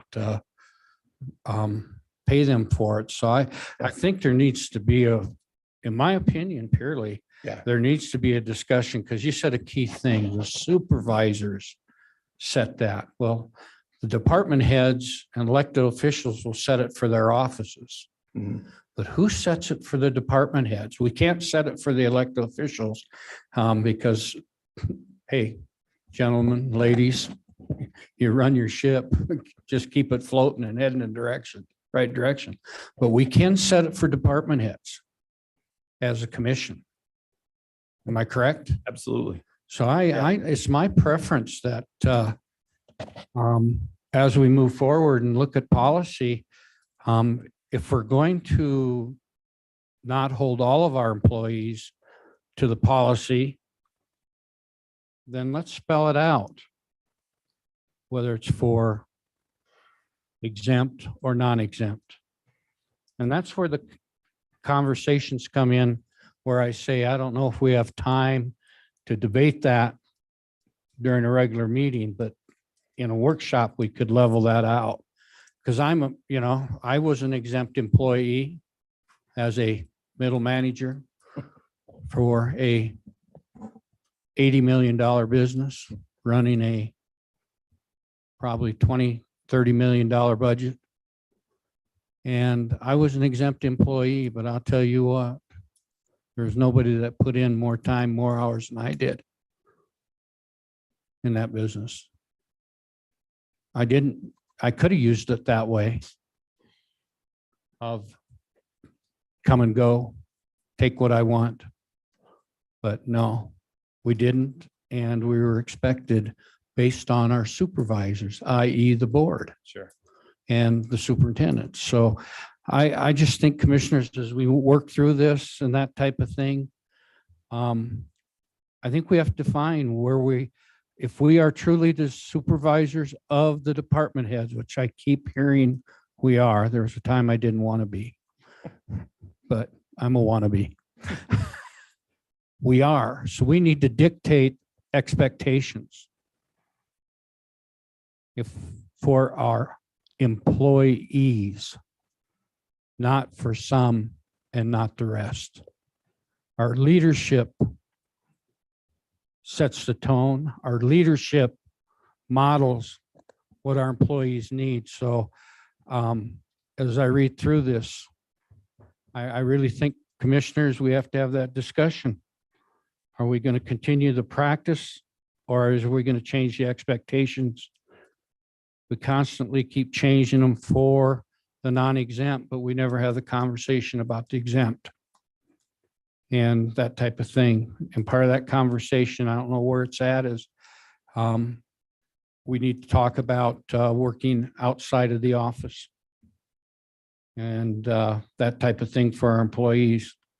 Because if we read the mission, where's the mission at? Does anybody know? If we go with our beliefs, it's to provide service to the public. That's what we're here for. We can't do that in many of the environments we choose to work, or we can't do it if we're not here during the business hours. So Gary, I'm gonna request, of course, I'm only one, that as we work through this process, I'm still going to go over what I think, but I'm going to talk exempt, non-exempt. Are you okay with that, Mr. Chairman? Sure. Are we moving along though? We're getting pretty far behind here. So Well, but you know what, we may get, and that's my point of having workshops. sure. Is yes, we do get behind, but you know what? Because we hurry, sometimes we make some huge mistakes. As long as we're moving along. Okay, but I still get the, well, I'll move along, but I still get my time at the pulpit. You've got it. Okay, thanks. All right, so anyhow, section on page 3, section 3A, that last line, I think there has to be a discussion by the commission if they're going to allow flexible hours and days for exempt employees, Gary. I'm not going to say you have to put it in, but I think the commission as a whole has to decide that. On page 4, under B, again, I reference, as I read it, exempt, non-exempt. Is it for all? Under D, when we talk about breaks, I put it under exempt, non-exempt, but I wrote that down before I saw your changes last night. And that brings to mind, do we know if staff has seen the changes, or is it just school board, or just us that actually? No, it's been sent out to everyone. All right, very good. Thank you. Twice with the edited version also. All right, Yeah. appreciate that. Uh-huh.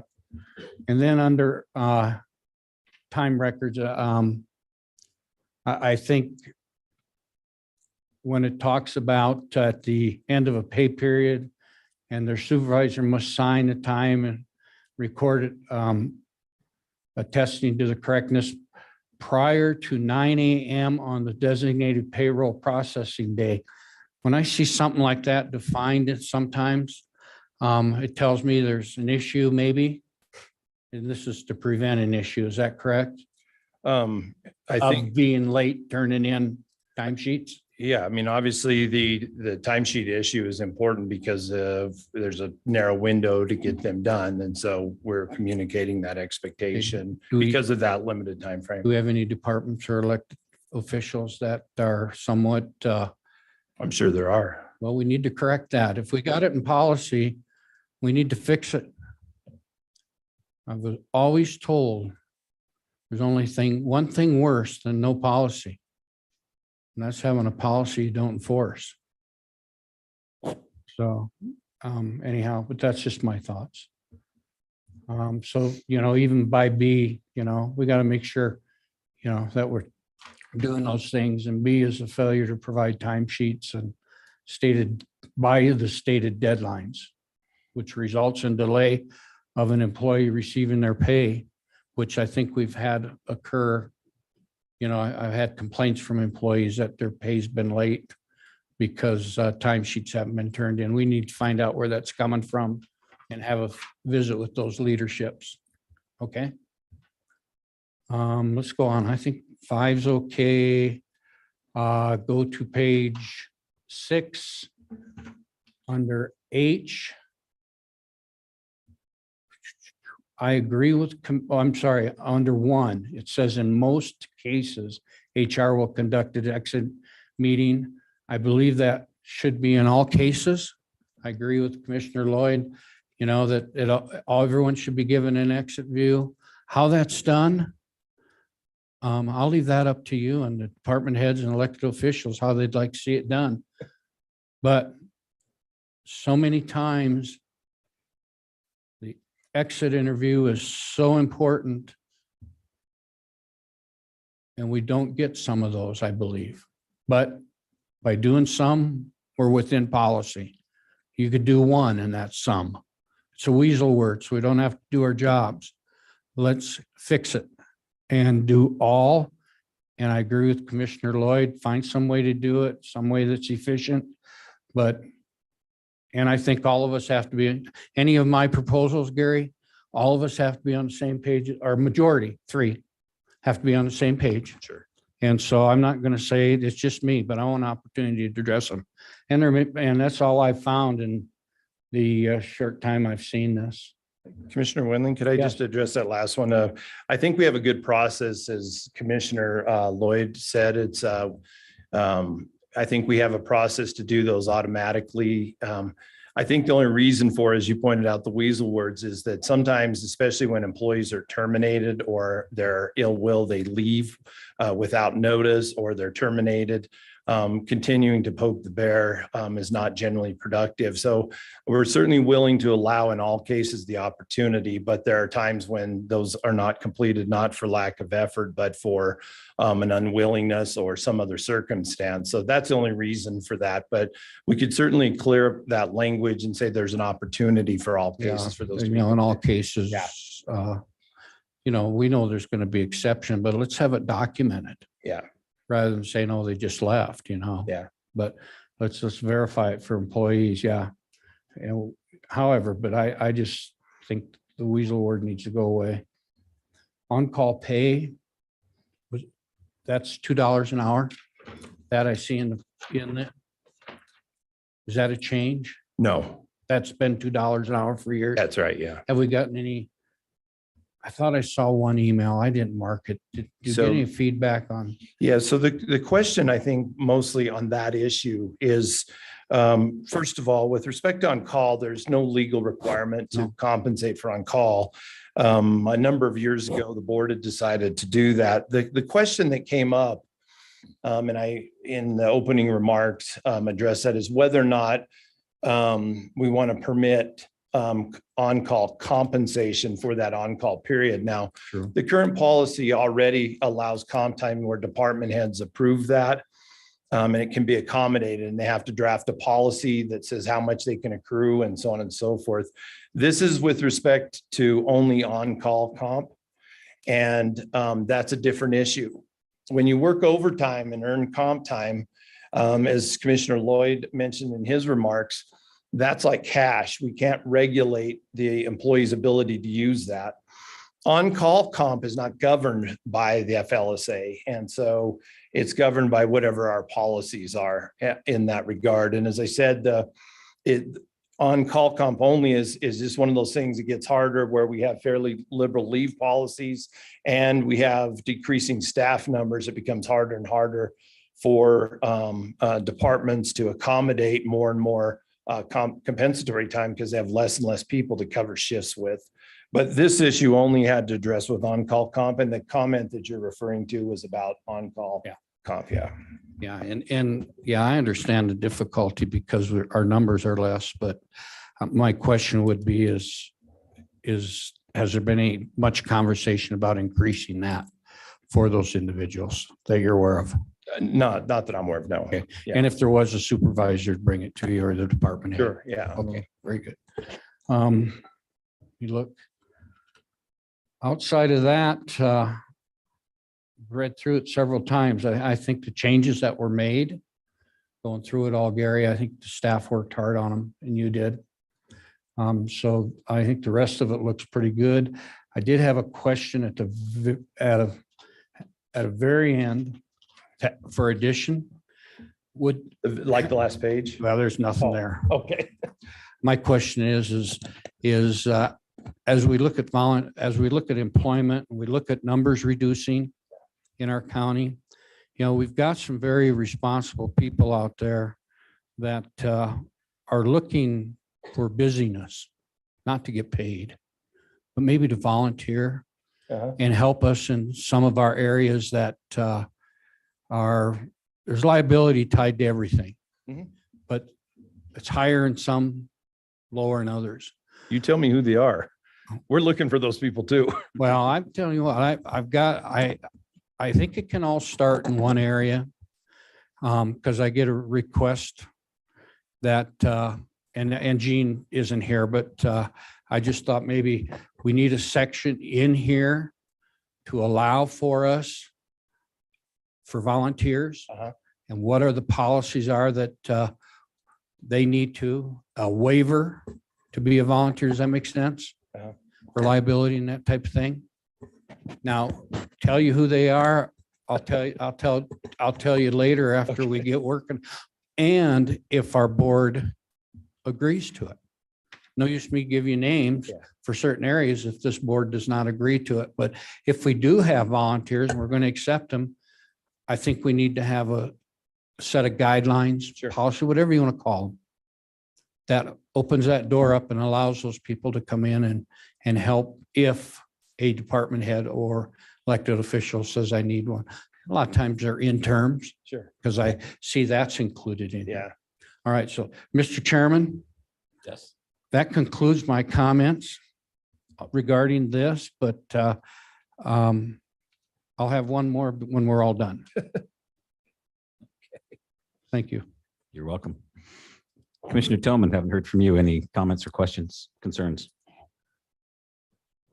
Well, I think the breaks were the biggest issue that we received comments on, and I think that's hopefully been addressed adequately.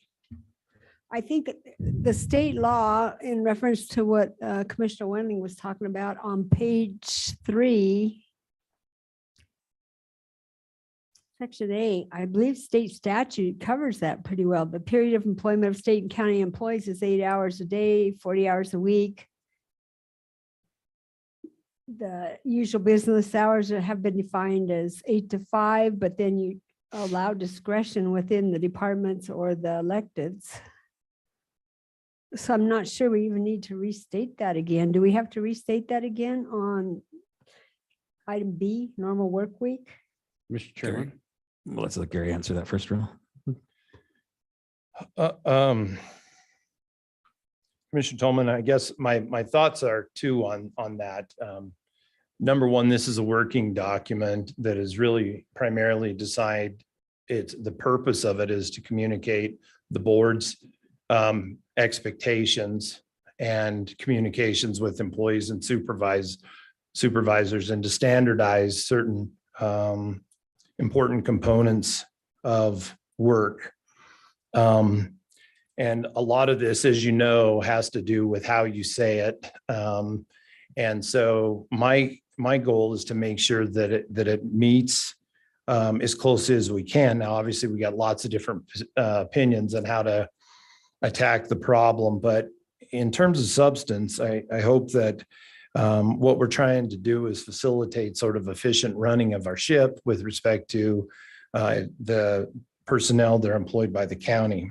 And so I think, this is an area where I can provide some content and recommendations, but at the end of the day, there has to be a judgment call in terms of the board, what you're comfortable with, given all the feedback. And I think that's the intent of the process. So I'm happy to do whatever. I think the more important thing is that we're clear and that everyone understands. And so we can communicate that when people are hired or when we have incidents that arise. And, to be able to meet the legal standards that are there. So I'm not I'm not sure exactly how to answer that question because at the end of the day, the 5 of you need to agree on that. I'm happy to provide any iterations that we'd like or to try to encompass comments. And I appreciate the feedback that's been provided in terms of trying to refine those things. So yeah, I mean, I'm open to whatever the board chooses to do. So I think with Commissioner Tillman's question is statutorily, does that cover us? What, Yeah, I that, mean- that statement there. Yeah, I think that is a restatement of the statute. Great. Okay. I mean, I think that's what it is. It's verbatim restatement of the statute. Okay. Mr. Thank you, Chairman? Mr. Whitman. Yeah, my question, my purpose was not to change what was written there. My question was, because of that paragraph, special last line, does this allow flexible hours and work days for exempt employees? In other words, are exempt employees a different type of employee than a non-exempt? I would say yes. Yes, legally, yes. Yeah, legally they are, but then, good answer. But then should exempt employees have different hours? I would say Should yes. they be able to come and go as they wish and not work the same hours as everybody else? Exempt employees? Yes. I would say yes. I got an email from Eric Bingham at 2:30 on Sunday afternoon with some work that he'd done. I would say that's the expectation that, yeah, Yeah, they there's should. work to be done. And so we're hiring them to do that job. If that means it's at 7 o'clock at night because you're staying later on the Sunday afternoon because you didn't Yeah, get but something what done. about not being here during the work week? I think that becomes an Anytime- issue with whoever their manager is like, okay, well, the work is not getting done. And now we need to talk to you about the work not getting done. So if the work's done and they decide, oh, I'm just going to take this week off and I'm not going to use leave or anything, that's okay. Well, there's no such thing as comp time. I think there's an expectation of here's the hours you need to be here, And but there's also a job to be done. And if it asks for more hours, that's, yeah. and that's where I disagree. I think they need to be here. no, I'm Exempt saying, employees during the regular work week, they I need agree. to have an hour lunch. They need to be here at 8 o'clock. They need to be here at 5 unless they're on a job for the county. I think I'm agreeing with you and saying, yeah, there are, but unlike non-exempt employees, when non-exempt employee goes home, punches the clock, we don't have any expectation of them doing something. Exempt employees, we do. The job may not be finished at 5, so you're here till 7. No, I agree with And- that. and- I agree with but- that. But And if and in my mind, if you're here till 8, 9, whatever, doing something, you come the next day at 9 instead of 8, as long as that's communicated. Hey, I worked late last night. I'm going to be in at 9 o'clock. I'm okay with that. But again, that needs to be communicated up the line. the key is communication. Mhm. The key is that leave there to cover it. And second of all, who do they communicate to? Mhm. It's us. If they're an exempt employee, they're probably a department head or elected official. We don't have to report to us, but department heads do. We're their supervisor. So in that case, I would say that I don't want to micromanage. And so No, I don't either. I don't want Gene or Garrett just- calling me and saying, I'm going to be at a doctor's appointment for an hour this morning. I worked late last night, so I'm not going to be until 10. I don't really want that call, but I do want the call of, gee, Gene isn't getting his work done. And he seems to be gone a lot without taking vacation or something. That's the call I think we need. But I feel like, and that's again, just me, but I feel as though there's expectations that you're here. If you're not here, there's still a job to be done and it needs to be done. And that's just the way I run my businesses as well. I might give my managers a responsibility, and if we're here and I need you to, we want to get here, I may think this is the greatest way to get there, but they may think, oh, this is the best way to get there. And I'm okay with that because that's what I hired them for. It's their job to do that. So if they want to, do what they need to do, as long as the job's getting done and there's coverage, there's leadership among their employees, then I think we're okay. But I don't want to call saying, hey, I'm going to be an hour late today. I don't want that call either, but Yeah. I also don't don't think on a consistent basis that department heads are not here.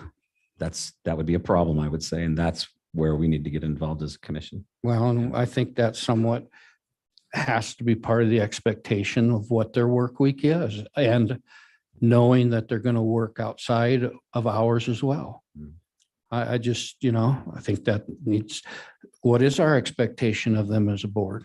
I mean, it's to get the job done. I mean, that's without a doubt an objective-based operation. But leadership within your department is also an expectation. Yeah, It's and something here modeling. and there. Yeah. If you expect your people to be there at 8 o'clock and you're not on a consistent basis, you expect your people to take 15-minute coffee break and you take half hour, 45 minutes. All true.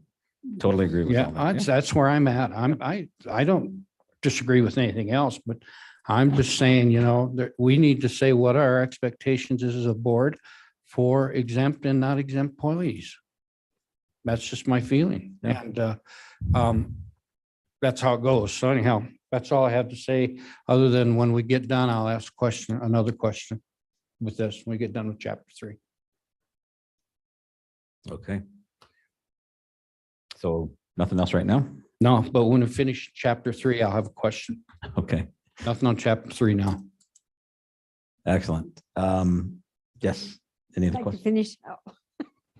Sorry. We had some discussions on comp time. I'm not sure what he was referring to.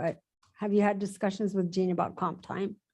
Well, as I've tried to point out, I've had discussions with a lot of people about comp time, but I think, again, I think that the current language with respect to FLSA comp time, which is for overtime, the way that's currently addressed is the departments that choose to offer it or can afford to offer have to have a policy in place about how it'll be used. So I don't think that's much of an issue.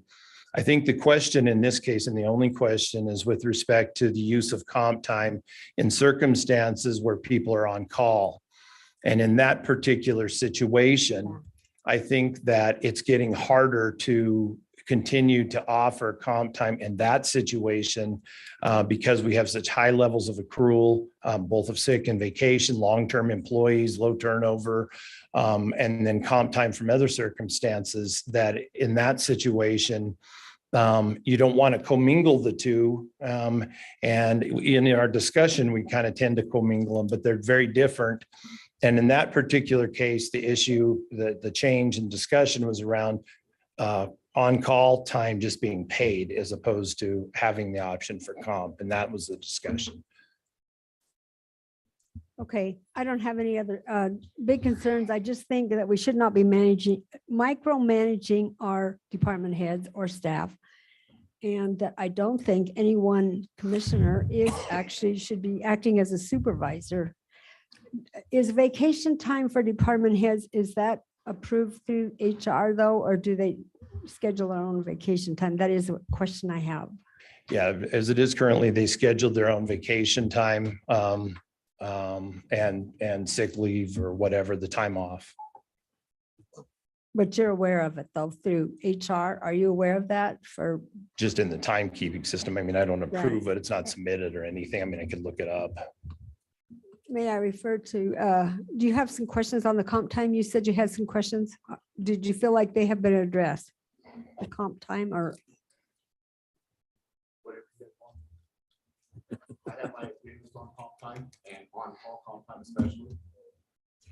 Mr. Legursky. Mr. Chairman.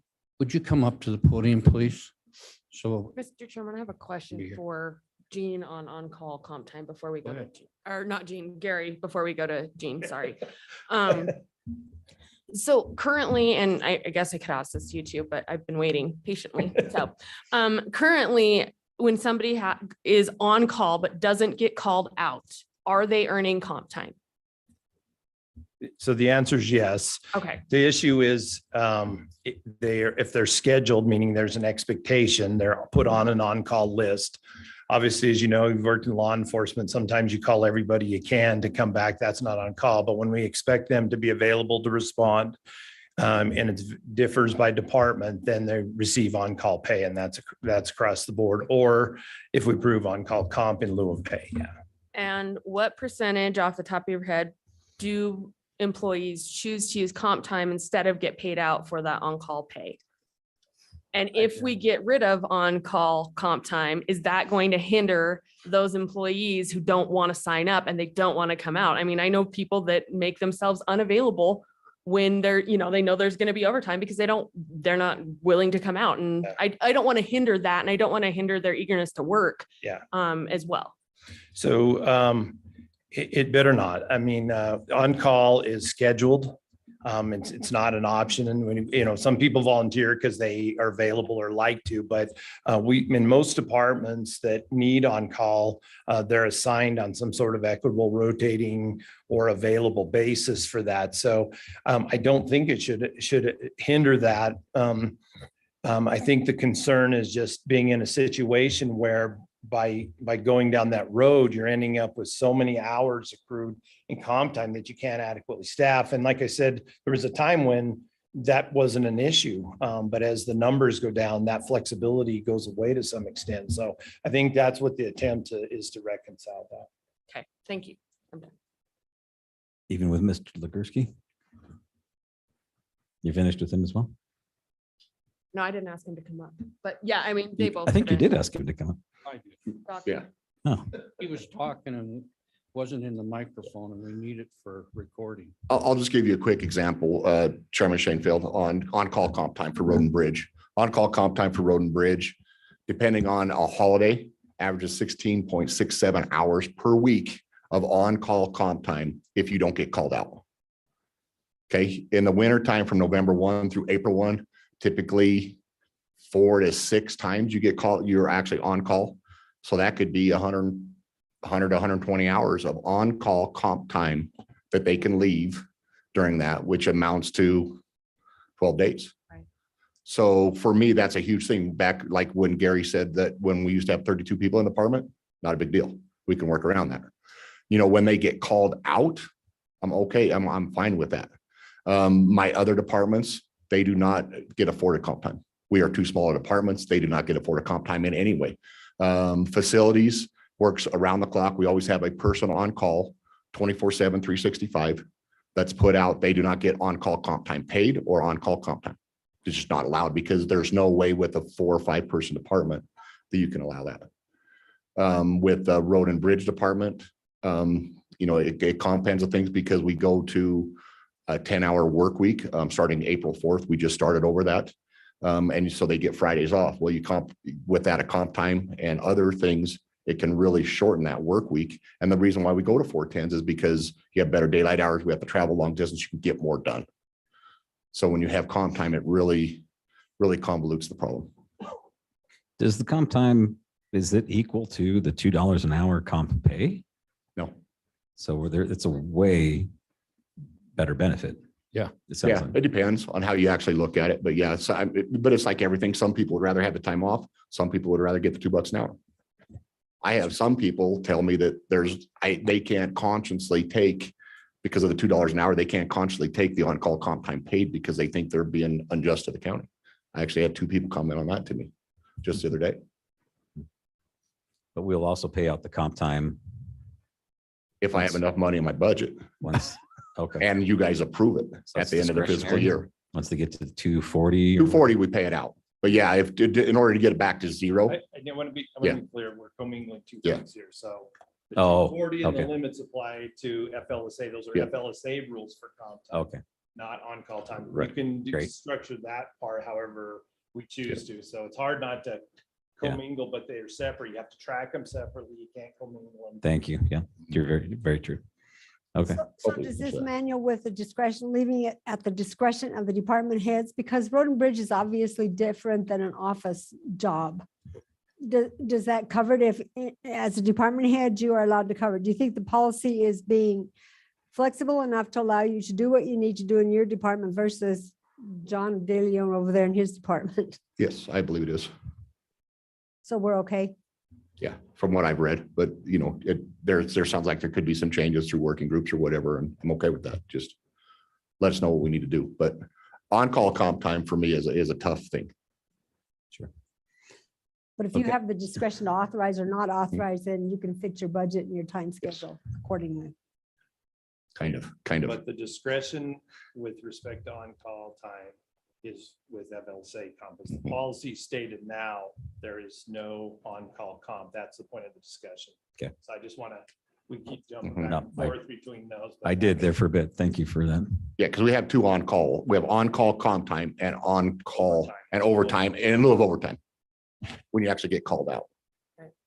So you only get paid that when you actually go out there, not for the whole time you're sitting around waiting for the No, call. you still get paid the $2 an hour. Currently, we get paid $2 an hour or on-call comp time. But when you get called out, you get paid either overtime or you get paid comp time in lieu of overtime.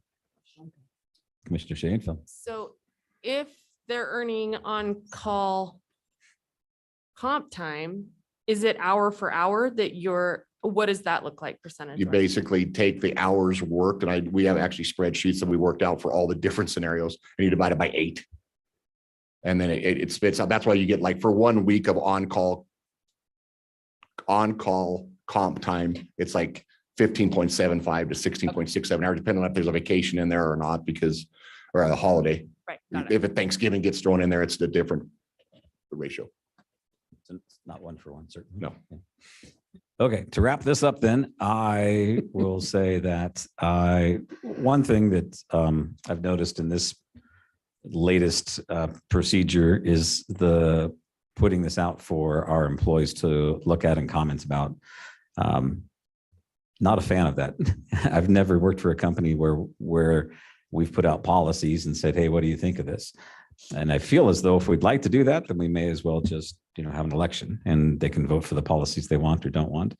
Ultimately, we do have the ability to make the decisions, and it is good to get the feedback, but we just finished, we actually are still finishing up our new policies and procedures with a new company here. It started in January, and we didn't reach out. I don't know at Simplot if they've ever asked you, Lauren, what you think of the overtime policy. So it just seems strange to me that we decided to do that in this instance. And I know it's caused all of us many hours of grief of answering emails and questions. So what I would like to recommend is take Doc's suggestion of a workshop to work through these. And perhaps we have 2 or 3 employees, representatives that come in and give the employee perspective on some of these as well, if that's something that the commission feels good about. If not, then I would say we need to do our own policies and not have all this back and forth with the employees. And I might sound like a jerk saying that, but that's the boss coming out of me saying this is silly. So your opinions, your thoughts. Mr. Chairman? Yes. Well, my thought is that we want it to be legally enforceable based on the state laws, if there are issues. So, honestly, I think you could send this whole policy book to the government liability pool and say what kind of legal changes or sections need to be updated or some such legal review or John reviews. I don't know. That would be my suggestion. Sure. But still not involving the employees for the most part. Okay. Mr. Chairman. Yes. So I think it's important to get input from our department heads and elected officials, just because there may be things that we're not aware of, or, since we aren't here every single day in their offices. But I do agree. And typically the role of HR would be to ensure the legality around, those updates. And, HR should be getting the legal updates from, federal and state law changes every year. And then that's their role to implement that instead of, sending it annually to somebody else to do that. So. Thank you. Just, Mr. Chairman. Yes. I feel like this is a hugely difficult process. And I think the idea of going into a workshop to figure out what the expectations for Mr. McLean moving forward are important, because we're now providing different expectations on how we want to potentially provide the manuals than we did the previous couple of chapters. So I think it's important that we clarify what we exactly want and the direction we go. I like the idea of getting input from the elected officials and if they and the department heads, and if they'd like to reach their employees for that, I'm good with that. I'm good with the employee thing, but I think having the employees be part of that, and representatives like Jeff suggested, but I think a lot of this becomes splitting hairs because of the difficulty. We are trying to put one policy manual together to supervise 20 different departments or whatever we have that are all different in complexities. We talk about the hours of service, 8 to 5. Gene's got custodians running 2 to 3 different types of shifts, coming in at 6 in the morning, coming in at 9. They used to have a night shift. And then, so when we talk about hours of operation, sometimes your employees there has to be flexibility. They may have to attend a meeting that night as part of their work piece. I think that's one of the biggest pieces in this is how do we make this model work and which way do we go? Because just when you look at 15-minute breaks, that's been done here for a long time in the building. I don't know if Sheriff Grossnickel's ever had a guy pull the side of the road and take a 15-minute break and hang out, because I don't know if it's plausible. So it's different. My point is it's different. And so we have to come up with a way and give the people creating this document for us clear-cut expectations of what we want, because we've previously have passed, I think, chapters 7 and 8, which were really also difficult chapters specific to employee grievance, disciplinary action, if I remember right. And it felt like it was a different process and expectation. So I think we have to, as a group, come together and say, this is what we want. And then it makes it and then set timelines and dates, because then it makes it a feasible concept to make it work for the people putting the work together. That's just my thought. Mr. Chairman, could I comment Yes. briefly on that? Well, let me say thank you, Roy. And I would say that you ran a 24-hour operation with different people. I have 24-hour operations Absolutely. with different people and expectations, and it's not impossible to do it all. I just think that it gets very messy if we send it out for the vote of public opinion and that makes it much more difficult and makes Gary the whipping horse for everybody as well. So makes his job just that much tougher. He's a tough guy, but we don't want to make it tougher on him. So, Mr. McLean, what do you have? Mr. Chairman, just to kind of pull that together a little bit, I think for something for the board to think about on that question, I think there are 2 separate areas that we have to address. There's some areas with respect to all county employment, including elected officials, that the board has a responsibility for with respect to compensation and benefits and those kinds of things. So I think one goal is to create some uniformity and fairness and consistency in that regard. I think the second thing is to address those areas with respect to the departments that report to the Board of County Commissioners operationally, and that's a different goal. Now, as most of you know, the sheriff has operational policies within the sheriff's department to mitigate risk running jails and things like that. I recently helped the county assessor develop some operational policies for operation within those and try to marry these together where they need to be. And so I think that's kind of where we're at, is trying to do that delicate dance where we're not into the operational issues, but clearly communicate those things that are statutorily under the responsibility of the board to manage with respect to benefits and pay and the facilities, use of the facilities, and legal compliance, unemployment, things like that. So that's at least been my approach to this, is to try to do that. Obviously, it's a delicate dance, and everybody has, and I think some of the comments are, helping try to refine that as we go through. But that's been my approach to that, is that balancing act.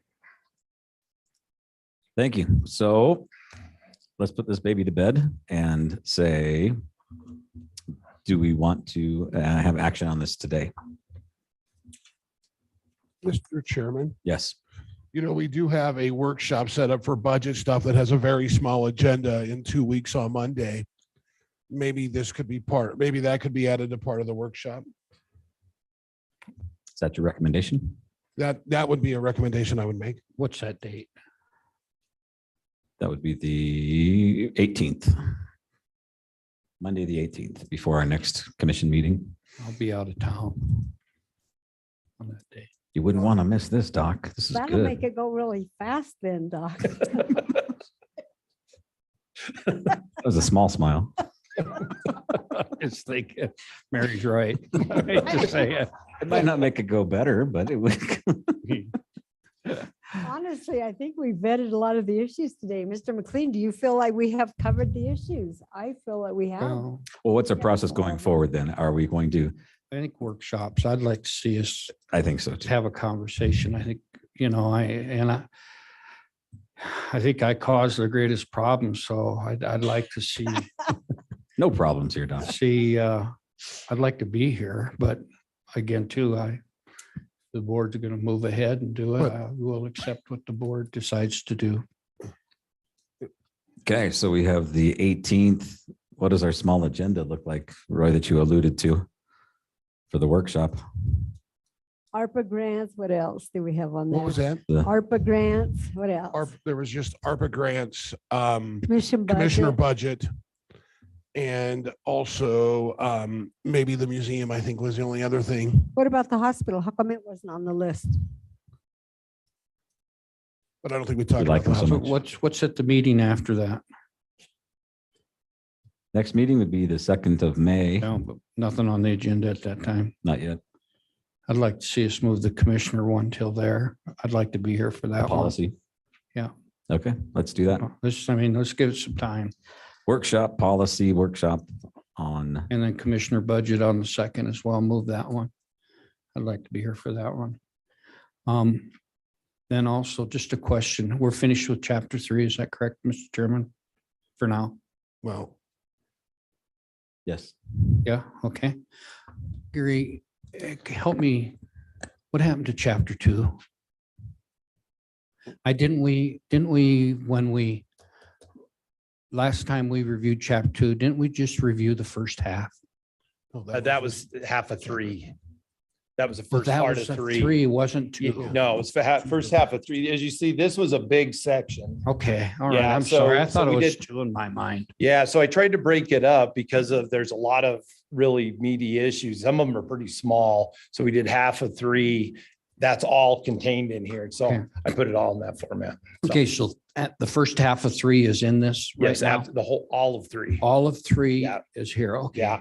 That's what sent me spiraling. I'm sorry. Yeah, and I think we had to do that because some of them had been moved. And Yeah, so I I put them agree. all in that section when we discussed about sending it out to employees. So So thanks for clarifying that for me. Thank you. So what would be our expectation for that May 2nd meeting as we talk about policies from Gary? Do you want to see another section or two? Are we talking still about chapter 3? I think we can finish up chapter 3 on a few thoughts that we had here this morning. I think the biggest thing to think about is exempt versus non-exempt and where we are philosophically as a board. I think Mary's brought up a real good point that we as a board as a whole, as a supervisor, and we need to focus on maintaining that, which I think we all agree upon finally. And secondly, What? where do you think I've been? You know, We all agree on it? Well, we all do. Thought we all We've agreed been on it, Pushing for Nicole. that for a year and a half, and I think we're finally there. You didn't vote against it, Mary. I know it. And then third of all is like Commissioner Toman said, is it becomes important that we don't micromanage. So I think on that Tuesday can wrap up rather quickly and then yeah, continue with another chapter. And I also agree when I think of the school process, Mr. Chairman, the committee reviewed, department heads had input, in this case, department heads and elected officials, and they were responsible then if they wanted to get it out to their staff, take their comments and bring them back. Perfect. I like that. That's how we did it. And I'm glad you brought it up because it still allows the employees an opportunity to be involved by coming to the workshop and or visiting with an elected official department head. Thank you. I agree with that. Yeah. Mr. Chairman, Yes. I think it's also important we come up with a clear expectation of what we want this process to look like. So as we move forward, the people participating in it knows what our expectations are and how we will move forward. Will we be presenting it at meetings? Will we be presenting it at workshops, or is it going to be more informal? You know, what we want to see happen so we can make sure that we have a successful product. Yeah, no, I think it'll still be presented here for us to take action. We won't be taking action at a workshop on approving, but I think that's where the nuts and bolts is. We spent, an hour and 10 minutes on this today. We need to be more succinct and have a little bit better discussions beforehand at a workshop so that we can move along with the approval process here in the meetings and not so much of the nuts and bolts, and work through the concerns of department heads, elected officials, and those that they've heard from their staff as well. So we will move that to a May 2nd meeting. And did you want to take action on chapter 3 today? I think that there's some changes that Enough have been changes. discussed that I would think that, Gary, you have a little bit that you can work through before our next workshop, and then we can go from Okay. there. That would be my suggestion. I agree. Bring another rendition, Okay, we'll get stirring as close as we can rendition get it, yeah. of chapter 3. Okay, thank you. Moving you. along. Candy Pendleton, Sweetwater Events Complex Quarterly Report. Thank you for your patience.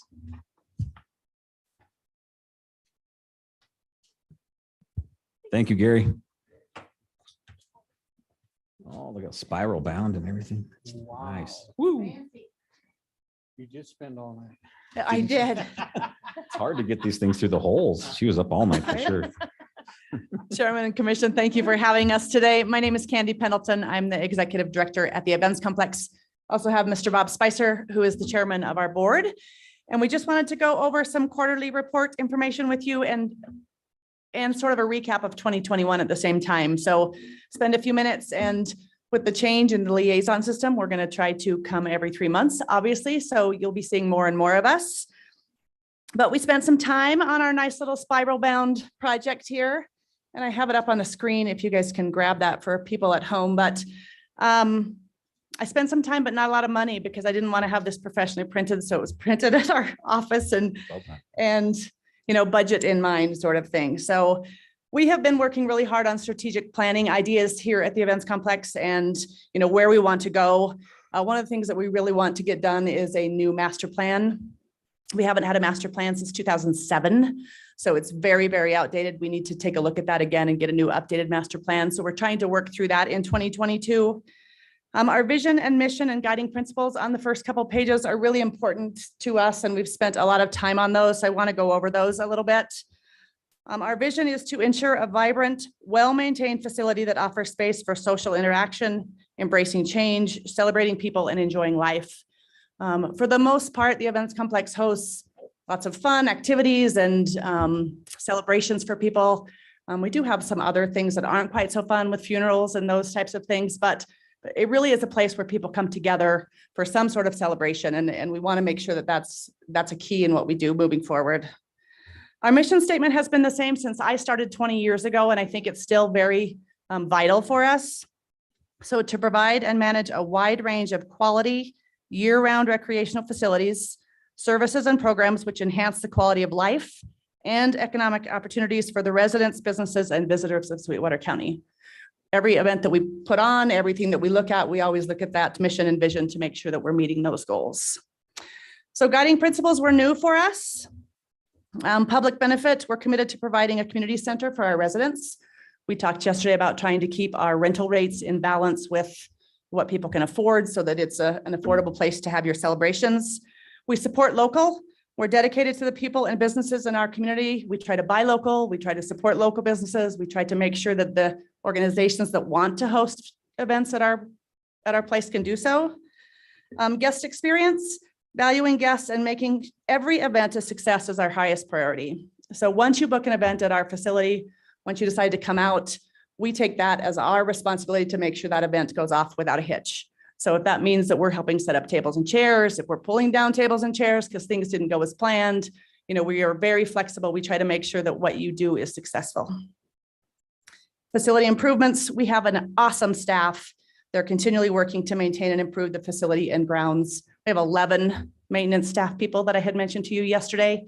They work their tails off and they do a fantastic job. We're uniquely Southwest Wyoming. So one of the things that we struggle with a little bit when we go out to recruit is that people don't understand or appreciate what we have to offer here. And so we work really hard to make sure that people know what the beauty is in Southwest Wyoming. On my way over this morning, there were wild horses right off the interstate. There were deer in the front of the courthouse. Those are not things that you see everywhere else. And so we make sure to point that out to people. One of the other things that we point out is that you as the commission, the mayor, the governor, those people are involved in our events. You guys come out, you meet people, you greet people, and that's important. And so I think that's something that we offer here that is not offered everywhere else. And of course, we strive to be an economic engine for Sweetwater County, all while maintaining access for our residents. Any questions about those? Okay, so some numbers for you. In 2021, we had 2 national events. That was the Royal Crown Fraternity. It's a roping and barrel racing event, and the 60th annual Escapade. Very well put on events, very successful. Lots of positive comments about Sweetwater County, Rock Springs, the events complex, everything we have to offer here.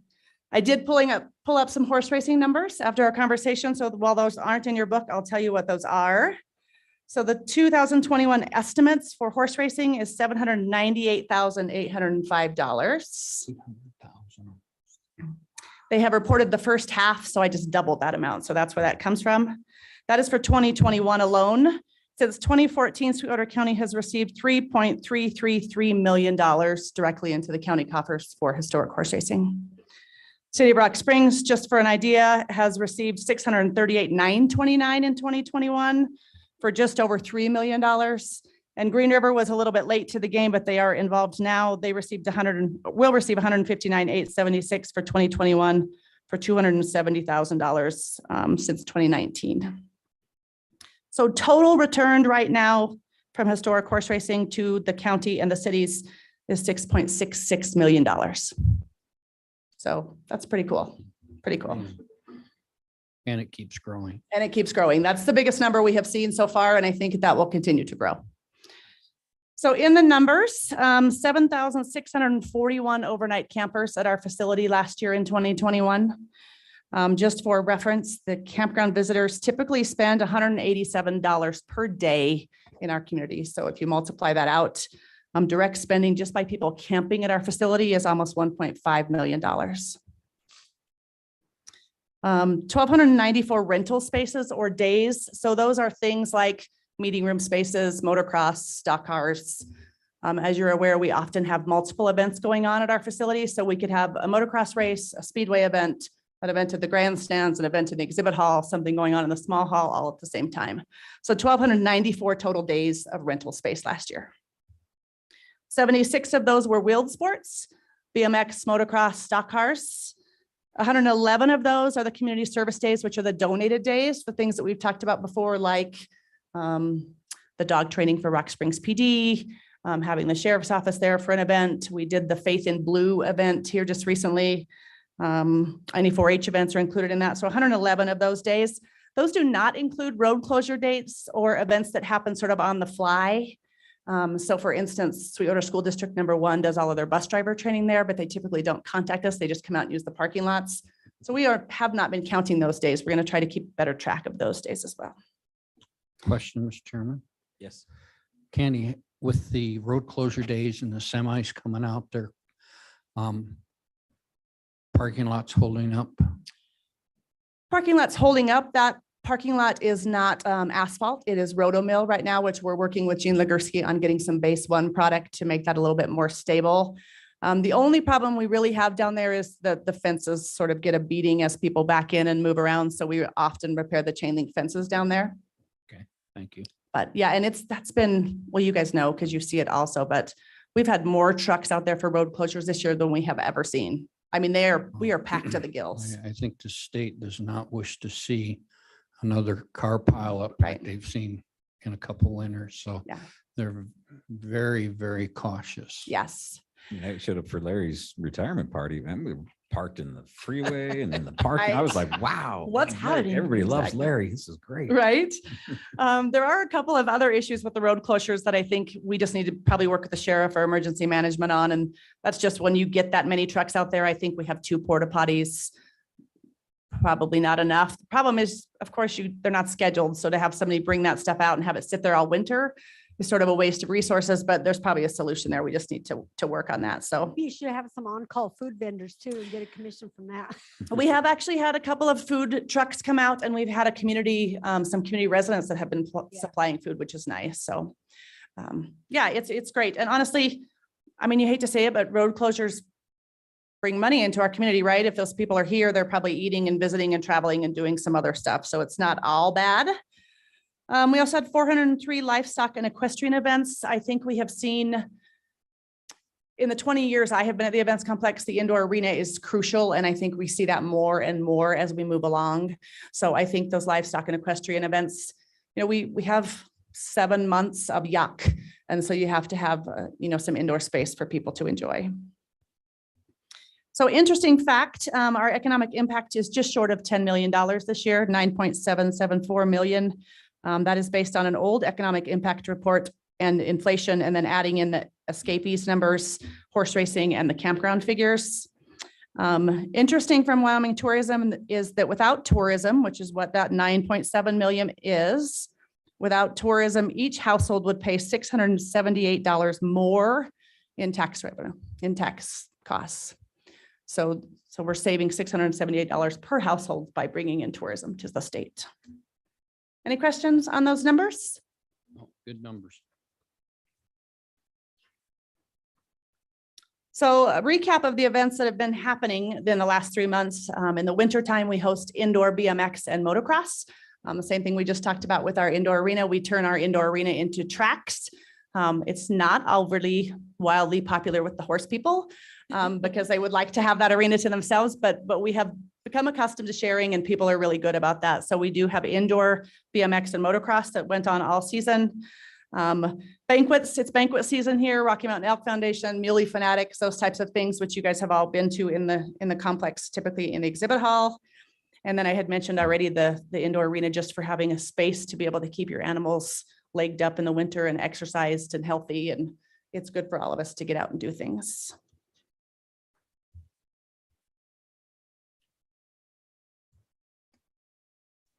That slide looks weird, but upcoming events this week, the exhibit hall turns into a pool hall. If you have not been out to the exhibit hall during the pool tournament, it is fascinating and you should come out and look. Jenkins Music in town brings in 50, 60 pool tables. They turn the whole hall into a pool hall and they have their tournament there starting on Wednesday. And it is pretty impressive to come and see. So pool tournament is happening tomorrow. Through the weekend, Sweetwater County High School Rodeo is happening this weekend. People from across the state come for that. It is almost the same size as the state high school finals because people are trying to vie for their chance to compete at nationals. Sweetwater Speedway will be kicking off here pretty soon. I've mentioned her in several of my meetings, but Kara Beach with Sweetwater Speedway does a fantastic job. Spring Home and Garden Show will be back. The Tiffin anniversary, their 50th anniversary rally will happen in June. There's a note in here that I think is worth calling out to people, and that is that they had 625 spaces available. That's their limit, not ours. We could take twice that, but they feed everybody. And so 625 is all they wanted to have. So 625 RV rallies, they sold out in 3 minutes and crashed their website. And they have 300 people on the wait list to come. Wow. Yes, it's fantastic. And I will give a shout out to Sweetwater Travel and Tourism. They pay a lot of times for us to go visit those events when they're going on in other places to be able to tell people what's great about Sweetwater County and why they should come. And it's working. So they're coming. Turns out you're pretty cool. Nice Right. job. Turns out we're pretty cool. Who We knew? are pretty cool. Who knew? Yeah. So a couple of things that we've done with the RV rally to expand the impact here in Sweetwater County is, although they only allowed 625 people for their rally, we have a whole entire lower campground called Boar's Tusk that we will let overnight people come to. And some of those Tiffin people are choosing to come even if they can't attend the rally because their friends are going to be here. So we're going to put them up in our lower campground and then they're still going to participate in the activities outside of the rally. And we offer stay and play packages so they can come up to 2 weeks before and stay 2 weeks after. So what we talked about yesterday with fuel prices, we're saying, hey, listen, we're in a fantastic spot for you to park your coach and then take your Jeep, because they all have them behind their coaches. So take your Jeep and go around, our 100-mile radius and see what we've got here. And lots of them are taking advantage of that. And then World Series of Team Roping will be back in the Grandstand Arena. So those are the big events coming up in this next quarter. Facility improvements, our maintenance guys just do a fantastic job keeping everything up out there. But the biggest refresh that we have seen recently is the front of our exhibit hall. Actually, the whole exhibit hall, I guess, the exterior of it. We painted the exterior of the exhibit hall, changed the siding out on the front. We had 1970s rock on both sides of the front of the facade that we have taken down, put up some galvanized metal. We lit the Sweetwater Events Complex sign on the top of the building, which was not lit before. Just really some sort of simple things that didn't cost a lot to do, but had a huge impact. So the front of the building is in a much better shape than it was just a few months ago, really. So they're working on other things. The campground obviously gets some wear and tear. We're replacing boards in the campground, making sure the signage is all up, working on some dog park improvements, just things to make it more comfortable for visitors when they come out there, and residents obviously alike. So that's what's been happening. The last page has our leadership team and our board.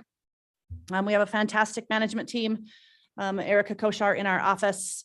Drew Dunn is our operations manager. Tamara Musgrove, who you guys probably know as our landscaping girl, but now has moved into event stuff. David Fry and Jeremy Boyer are our team lead in the shop as far as master electrician and carpenter. And then Shay Lux does our horse and livestock events. Our fair board, which you all are familiar with because you appoint them, but Bob Spicer is our chairman. Rob Zotti is our vice chairman. Tommy Toman is our secretary. Janet Hartford is our treasurer. Newest member is Coral Hewler. She was just appointed in January. Roger Torgerson, Paul Zancanella, and then Donald Pallison is our Manila representative, since we also have Daggett County as part of our fair. So any questions about all of that or anything that's happening at the complex? Questions, comments, concerns? Just great job. Thank you. Robert, thanks for being here.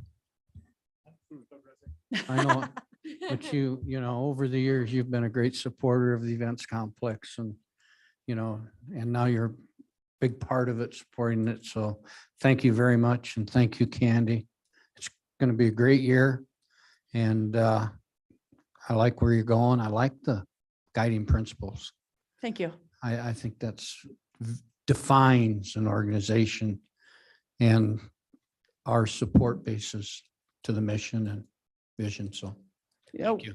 When we recruit people, we say they're not choosing to come to the events complex. They're choosing to come with the people that they've made a relationship with, right? Whether that's the commission or the travel and tourism office or our board or our staff, they choose to come here because they've made a relationship with us. And I think that's important to remember. And down to our first, our earliest hire to our latest hire, I think everybody speaks well for the organization, and they're all customer service is number one.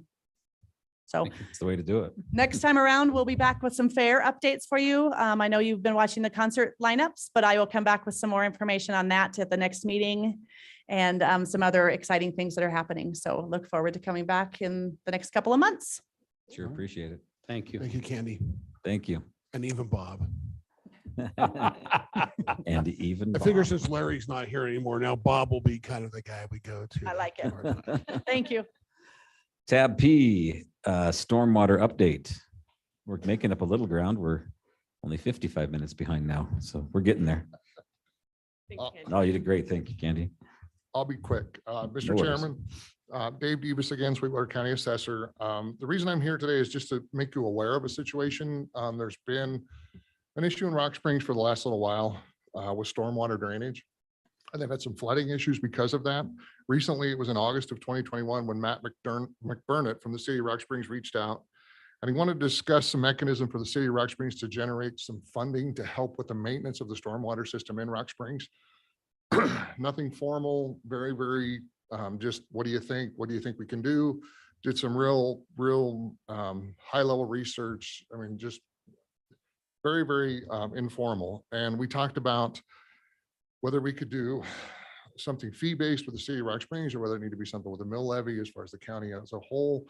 There was a lot of discussion. I did pull in Mr. Legursky and Mr. De Leon because we were actually getting to the point where we needed a little bit of input on some of this stuff. Nothing's been decided, but we are to the point where we've kind of narrowed it down to a couple different options. We think a municipal option with the city that would concentrate within the boundary of the city of Rock Springs is one option that's available. And then there also is an option, maybe potentially with an improvement district that maybe could help with some of this stuff as well. But it's getting to the point where there may be a decision down the road. Now, I don't think nobody's in a hurry. We want to make sure we do this correctly the first time. Talking to Gene, there were some issues outside the boundaries of City of Rock Springs. In fact, some of the problems that are occurring in Rock Springs are from outside the City of Rock Springs. So that's why the county was kind of involved and asked to participate in this a little bit. So I think at one point we had, in our group, we had invited Chairman Wendling when he was still the chairman at that point last year. I think that invite has now changed to Chairman Smith. So if you see an invite from Mr. McBurnett from the City of Rock Springs, that's what he's asking you to participate in. Mayor Como is going to reach out to the city of Green River, see if they're interested in pursuing this at all. Like I said, just real informal. I just wanted to make sure you were aware. It was starting to take a little more of our time. So we wanted to make sure you guys knew what was going on, what we were talking about. And then if it does come to the point where there's a decision to be made, of course, we'll come to you and get your input as well. But that's really just an update on what's happening in those discussions. Ongoing. Yeah. I have attended one or two of the meetings, and it's a big slice of apple pie to knock down. So Yeah, and it sounds like it's a big problem for the city of Rock Springs. that work? No, elephant. I don't know. It's my own metaphor. Okay. Simile. Yeah, it's whatever. There's a lot of work to be done there. How's that? And that's all we have on this issue. Great. Thank you, Dave. Much appreciated. You bet. Tab Q, we have the varied and many elected officials to discuss salary after our legislature lifted the bans and restrictions that we had on us. So is there an elected official taking the lead? Mr. Davis is back for more. I'm closest. So what we wanted to do today was really just have a discussion. Okay, so the way this all started was House Bill 91 was presented and passed at the legislative session. It was amended towards the end that it would mirror, originally it started as the district court judge salary, which was 160,000. And it was changed to the circuit judge salary, which was 145,000. So that is currently the maximum, 145,000 for the elected officials. We as elected officials have meetings once a month, just talk about what's going on in our different offices. And we are all on board with the sheriff and the county attorney making the maximum. We as a group feel like that's really what the intent of this legislation was. Those two salaries have been historically low. That's where this legislation came from. The sheriff has people making more than he does, and so does the county attorney. Currently, the county clerk has someone making more than her at this point. In Teton County, the chief deputy in the assessor's office, due to a recent salary survey, is now making more than the assessor. So it's leaking into other departments. We think it's time to actually look at this. Your County Commissioners Association spoke in favor of this legislation. I think you folks have spoken in favor of this legislation, but now we have to act. If nothing changes at this point, it will be 2027 before these salaries can change again, because they have to be set prior to the term. So it has to be done in the budget. Statutorily, it has to be done by June 1st. That's kind of why we're here. Really not a decision today, I don't think, just a discussion. So I'm going to step back and let you guys talk about it. If you have specific concerns for specific elected officials, we're all here to talk. The only one that I don't think could have made it was the coroner. He had emailed me that he was called out. Again, another reason that maybe his salary need looked at because he's constantly on call, and when he goes out, it's usually not pretty. So if you have any specific questions for us, again, I can speak a little bit for the group, but if you have specific questions for specific officials, they're here to answer those. Would you share with us what, I mean, if there's an opinion on the sheriff and the DA, then what are opinions from this group? Well thought out on others. Our opinion is that we think a good number for these salaries is about 135. We think with our additional responsibilities we have statutorily, the agencies we report to, the staffs we manage, the statutes we require, to meet all of the documentation that we put together for the state. Every decision we make every day comes back to us. And we think that is very important in our compensation. We may get guidance from the county attorney's office or another elected official in another county, but that decision is truly ours. And I do think, I just sent out assessments. So I'm answering not to 5 commissioners as the department heads do. I'm answering to 42,000 residents of Sweetwater County and about 25,000 taxpayers. So Yeah, I got mine in the mail yesterday. Thank you. Appreciate that. you're very welcome. This maybe wasn't a good time for this conversation. About that. Yeah. But I do think, and I had talked to, I think Commissioner Lloyd and I think you guys did a lot of the research on this when you did the adjustment to the department heads. I really feel like our jobs are very similar. Commissioner Wendling stated recently in a commission meeting something to the effect of the department heads really work for the board, but they also work for the elected officials. And we would agree with that. We would term it more work with than work for, but that additional layer of responsibility, that additional responsibility to the voters and the taxpayers, we feel like there's another layer there that adds more complexity to our jobs. Right before I came back into the meeting, I was sitting in my office with a conversation with a taxpayer from Manila who wanted to know why his ag land went up. So, I mean, it's those kinds of things. And not all of those requests that come to us are in a professional, respectful manner, but we have to respond. All that come to us are. Yeah. That's weird. Yeah. We got to talk to some people. I understand. But we do think the research has already been done. The salary data has already been gathered. I think I sent you all a spreadsheet that actually calculated out at the end of the term, because once this is said, I mean, it's not going to change. It's going to be at that amount for the length of the term. Our salaries would be very, very complementary to what the department heads are making at the end of that term. We as a group think that's a really good place to start. So with that, making the comparison with department heads really are, managing more people, more money, more responsibility kind of thing, more salary. You're suggesting though that all electeds generally have the same kind of, Donnelly's department's a little smaller than yours or Joe's or Cindy's people, the money you handle, things like that. So yeah, they're Mr. Chairman, they're all just a little bit different.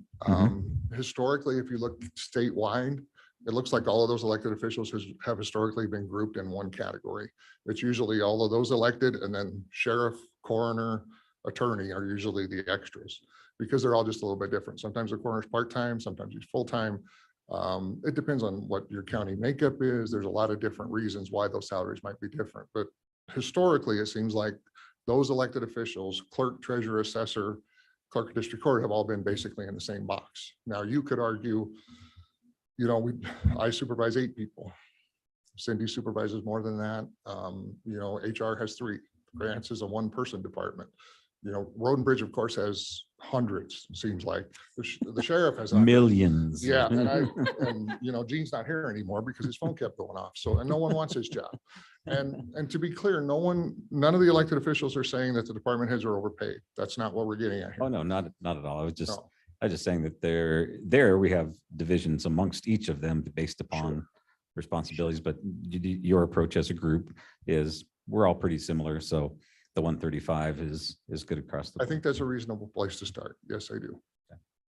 Other questions for the Well, from the Mr. commission? Givens, I am being facetious, but you forgot to mention our discussion, which was maybe we should look at the market study and maybe they should go to 70,000. Yeah, we don't think that's viable. We don't think you'll get Well, I anybody thought to you should run. At least discuss that option. It was discussed. Well, and when the salaries were set in 2015, just to give you a little history, the reason this was adjusted at that point was because the department heads and elected officials were very comparable as far as salaries were concerned. But over time, the department heads crept up because of cost of living adjustments, bonuses, those kinds of things, and they were all justified. But the elected officials were stuck. They were at the maximum. Well, what's happened over time is now we're in that same situation where if the department heads and their job duties required an adjustment, at this point, the elected officials need to be, again, that adjustment needs to be made again. So at least that's our opinion. So for some, that's 100 up to the 135. coroner and another example, that would be a huge jump. Yeah, But and that one's a little bit different because again, Mr. Mahanovich is part-time. So if you look at our salaries now versus the 135, it's a 35% increase. If you wanted to apply 35% to him, maybe that's justifiable. Like I said, that's a different animal. That's not, and to be honest, the last few meetings we've had, Mr. Mahanovich has been unable to attend because he's been out on his job. So again, needs looked at, not sure what the right answer is for that one. Thank you. Other questions? I've got one. Yeah. I'll even take it a little further, Mary. Careful. What's the minimum? The minimum was actually discussed at the legislature this time, and at one point the statute said the minimum was 10,000. Yeah. And the reason for that is because the Constitution says the legislature will provide a range. Range, yeah. And I think that's how that's worded. They discussed it. I don't think the amendment passed. I think it's still the way it was. I think it did, but didn't they talk about raising the minimum to 30? I think they may have. And then they brought it back down to 10.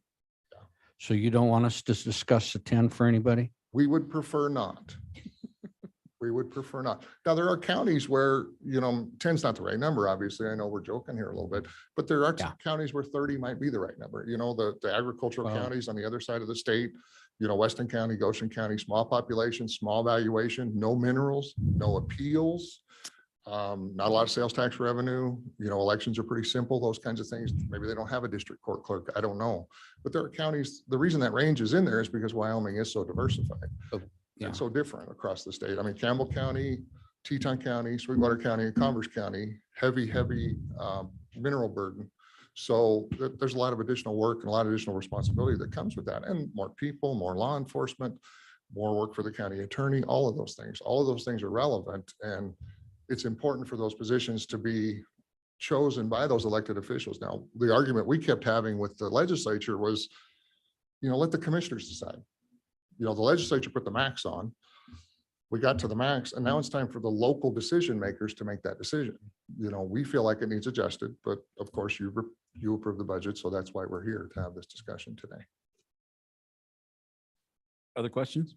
Yeah, Mr. Chairman. I guess struggle with this. Dave and I have had some open discussions, and I joked the other day when I walked to my office, I think Dave smelled me and followed me because he had some more follow-up points he wanted to make. And I don't know if that's it was my pheromones or if it was just not showering. But anyway, that's a whole different story. But I really think, and unfortunately, I look at things from a real business perspective, and I know we are government, and I have a hard time that every elected official's office makes the same amount because they have different scopes of duties, different levels of supervision. And so a couple of the ideas I've had, I'd like to reach out to Jeremiah Ryman and maybe see if he can ask the other counties what they'll be doing with those positions and take a look at to provide some comparisons and concepts of what's happening. I also do believe, it's a good thing we can look at these raises and opportunities, but I believe we need to have a methodical approach of how we do it. I do know we do have we have a deadline. We have to have the decision made by June 1st. Otherwise, it's and I have met with John about that to make sure we are right. So really, our second meeting in May. But I'd like to make sure we drive some data to get what the good salaries are, what it is, what's fair, and where we're moving toward. And I'll be honest, like in your chart, Dave, if I remember right, you kind of anticipate a 6% raise the next 2 or 3 years in those dollars, right? And at this point, we've given a 6% COLA raise, but we haven't made any dictation or decisions over what the next years are. So if we go with all 3 of those, that means we're giving the elected officials based on that an 18% raise, where I hope we're going to be giving our employees more COLA over the next couple of years, but we don't know. And so my concern is, would we move the department rate heads just based upon that concept to 18% when maybe in that same 3-year approach, our department heads and our employees maybe see the 6 plus 2, 3. So maybe they're only go up 12. So there's some inflation in there that worries me too. I do believe you all do a great job and we should take a look at this opportunity, but I believe we should come up with a methodical approach as we best come up with what the best salary is. So. Sure, Mr. Chairman. That's just my opinion. One other thing that I did not mention initially was some of us have lost our chief deputy positions as well. So some of that administrative stuff that in the past, like when the former assessor was here and I was the chief deputy, those administrative duties were split and they were covered by two people. Currently, I don't have a chief deputy. I don't see that coming back.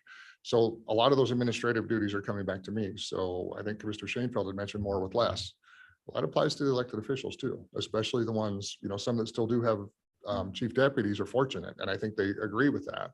But, there is that situation where we did lose a little help in some of our offices as well. Other questions or Yeah, discussion? one more comment, Mr. Chair. One other thing to remember is we look at, one of the additional, I guess I would say, perks of being an elected official would be they're not held to the state. There's a different concept for vacation and sick time also. And in fact, I actually asked Mr. De Leon to help me figure out what that was. And I was astonished how many days you don't have to come to work and can remain an elected official. It's basically over a 3-month period. And John, tell me if I'm wrong here. A 3-month period, you can't miss more like 60 days. And knowing the average employee only works 22 to 24 days a month, that means an elected official could show up to work like 6 or 7, 2 or 3 times a month and not be at the discouragement of that position, which by the way would be. Wait a minute, then you'd be a commissioner. That's what you. But we're part-time. And I don't know about you, because there ain't no 2 to commissioners. 3 days a week for me most of the time. But anyway, but with that being said, that's another perk you have to look at it as we mix into the salary is there is a great benefit in that. And I got to be honest, like I thought it was, because I've heard all kinds of rumors, like 14 days or 10 days. It's all kinds of misnomers out there. So I was blown away to see what the actual numbers were. And that's a benefit too, because you don't have to schedule your vacation time against other people and those things. So that's something you have to roll into as you look into those packages of financials. Sure. Mr. Chairman, along with that, I was here till 6:30 last night. So that idea where, you can take off as much as you want, but if there's work that has to be done, it's ultimately up to the elected official to be here to finish that work. So I'll probably be here till 6:30 tonight as well. So it's one of those deals where it's a double-edged sword and it does work both ways for us. Yeah. If the work's getting done, like you commented before, if the work gets done, everybody's happy, including for me, the State Board of Equalization, Department of Revenue. I know for the other elected officials, it's, Secretary of State, Department of Corrections, all of those other ones, all those other state agencies that we answer to. But it does come down to us and we are responsible to the state and all of our oversight agencies, along with the 42,000 residents of the county. So. Good point. Okay. All right. Thank you for your time. I don't know if any of the other electeds are willing to speak or want to. Bring it on. I'll be quick. Would you introduce yourself? Aren't you a visitor? I am at least are you? 60 days out of a 9-month period or 3-month period, whatever that is. I just want to give a little history on how this and clarify some things. About 2 years ago is when I started going to the legislature to try to get the statute changed on the county attorney salary. And it was pushed by our association. We did like 4 visits I spoke in front of the judiciary 2-3 times. And you had Representative Stith up here. He was the one who kiboshed it last year. And I would disagree with the assessment of him this year, but it started to go through this year. We had House Bill 63 had a salary cap at the district court level. That's what the national standard is for the chief prosecutor, is the district court level.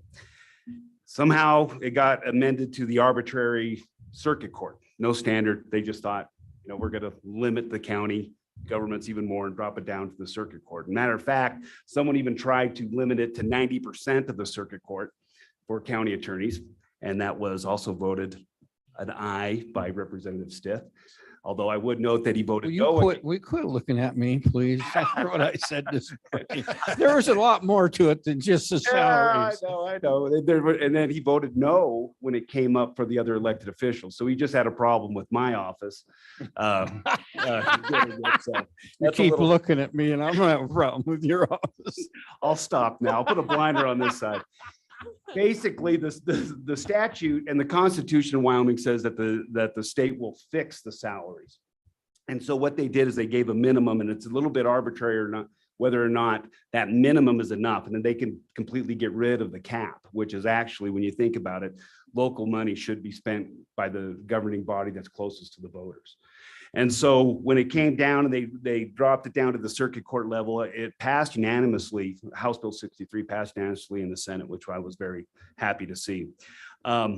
So to give you a rundown, Dave spoke about how he feels that the county attorneys and the sheriffs should be at that cap. And I just kind of want to justify, I think the sheriff can speak for himself, but I want to justify that the whole point of me going 2 years ago is that there's a problem in the state, there's a problem actually in the country about maintaining prosecutors. And it was an issue of the low pay in maintaining an office and keeping deputies there the entire time. And that low pay was set below the elected official, minus my chief deputy, who was making more than my position was. And so by raising that cap, the incentive is to get qualified people to run for office. So it's really not about me. It's really not about the elected official. It's about getting people to run for this office. I'm a small niche. If you want to be county attorney, you have to have a bar license. You have to have you have to have a law degree. So it's a very small niche, and to pull people out of private practice that are qualified to do it, you have to raise that money. You just have to. There's no incentive for the chief deputy to take a pay cut to do this job. There's no incentive to even to do across the board to do this job. We talked about on call 24/7. And so that's one issue. The other issue I want you to think about as far as the county attorney position, the state pays 50% right now of the salary. And that didn't change. So it's going to be, well, it didn't change in the sense that it's 50% if it stays at 100,000. They're limited to $50,000 to pay. So whatever you raise, $50,000 is going to be paid by the state, $30,000 for each one of my deputies. So that's something that I just want you to take into consideration. And if you have any questions, I'll be happy to answer. Thank you. Good job. Well Thanks, stated. Danny. You should get a job doing that. It's public speaking. That's pretty good. Nice work. Ms. Lane. Yes, thank you, commissioners. I wanted to point out something that Commissioner Lloyd said about vacation or not accruing it. Something to think about is, I'm not sure any one of us takes many vacations because we are on duty 24/7. I have yet to go on a vacation. I did take last Friday off, went to Bear Lake, took one day, and I didn't take my computer. And that's a lie because my staff said, don't take your computer. And it was in the car. I did leave it in the car, but I have not taken a vacation that I have not had to take my computer so I can take care of business while I am gone. I have not taken even a week at a time because I feel responsible for my office and to make sure everything is done and my staff is taken care of. So therefore, when I worked for the school district, I made really decent money. I didn't make a gigantic raise coming here, but I had summers off and Christmas and I had vacation days I felt I could take because they were given to me. And after taking office, I feel like my responsibility is to be here and to answer to the public and to be available to them. So I rarely take vacation, and I don't know how anyone could run an office with being gone for 2 months or whatever it is you can be gone. I'm not sure anyone gets in this position to do that. Am I gone a lot? Yes, but it's to meetings and legislature sessions and things like that because I have to. And so I just wanted to clarify on that, you know, we value our department heads and as they should be, but we are even in a level above that. I don't just see a couple people and do this one thing. I have 5 departments and 14 employees with me. It's 15 of us in there, and we make sure everything is done, and signing off on things that go to federal level is a high responsibility that we are forever going to be in the newspaper for if they don't like it. And we put our personal selves on the line every day.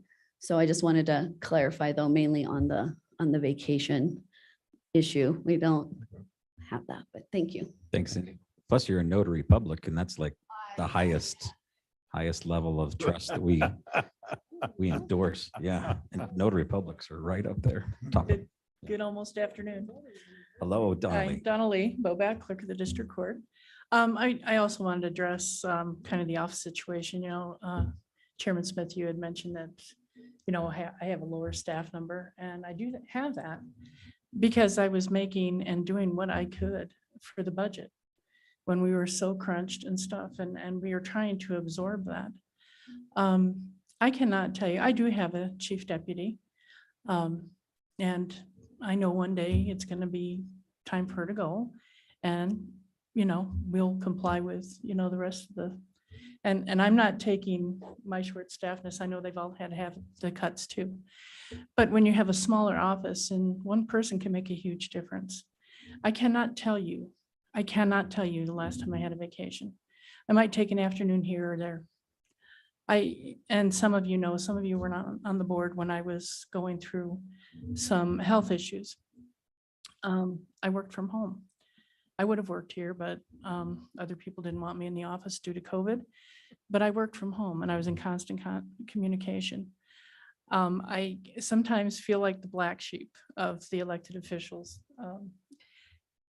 Sometimes you just feel that way. But So you got all the security to get to your office. That's the problem. I know. You gotta, I would take love, off your belt and stuff. Well, if you call, I could let them know I'm breaching security and let you up. And please do come up. We welcome you to come up and visit with us. Doc, I know you've been, I know Roy's been, Mary, I really encourage you to come up. We are getting ready to convert. I am down another position, which I'll be coming to you before, in the next meeting. We are busy. And I don't want you to think that we're just up there in this ivory tower and we don't do anything. There's people that depend on their child support, civil judgments, jury duty. Sometimes you have to, be a psychiatrist with some of these people because it's so overwhelming to them. But please, if you have questions, I'll make you a list. I'll have them all write out everything they do. I have some people working comp time right now because we're getting ready for the conversion. The judges are closing things. And so that takes time. We have to notify people. There's a time frame, then they have to respond. And, the circle continues. And it is a vicious cycle, but we're part of that cycle. And I wish that you would come up, spend some time, and let me not be the bad one or the one that takes the brunt of things. I have a great staff and they are working themselves very, very hard. And I appreciate them. And I hope you do as well. Thanks, Donnelly. Night. Thank you. I did not mean to compare, contrast. It was really just a you guys are not doing any less work or worse work up there for sure. So good. Sheriff Grosnick, it looks like you're the only one we haven't heard from. Any comments? Oh, no, Joe's over there. Yeah. Hi, Joe. Sorry, Joe. Lurking on the side. I didn't. No, Mr. Chairman, Commissioners, I don't have much to add that hasn't already been said.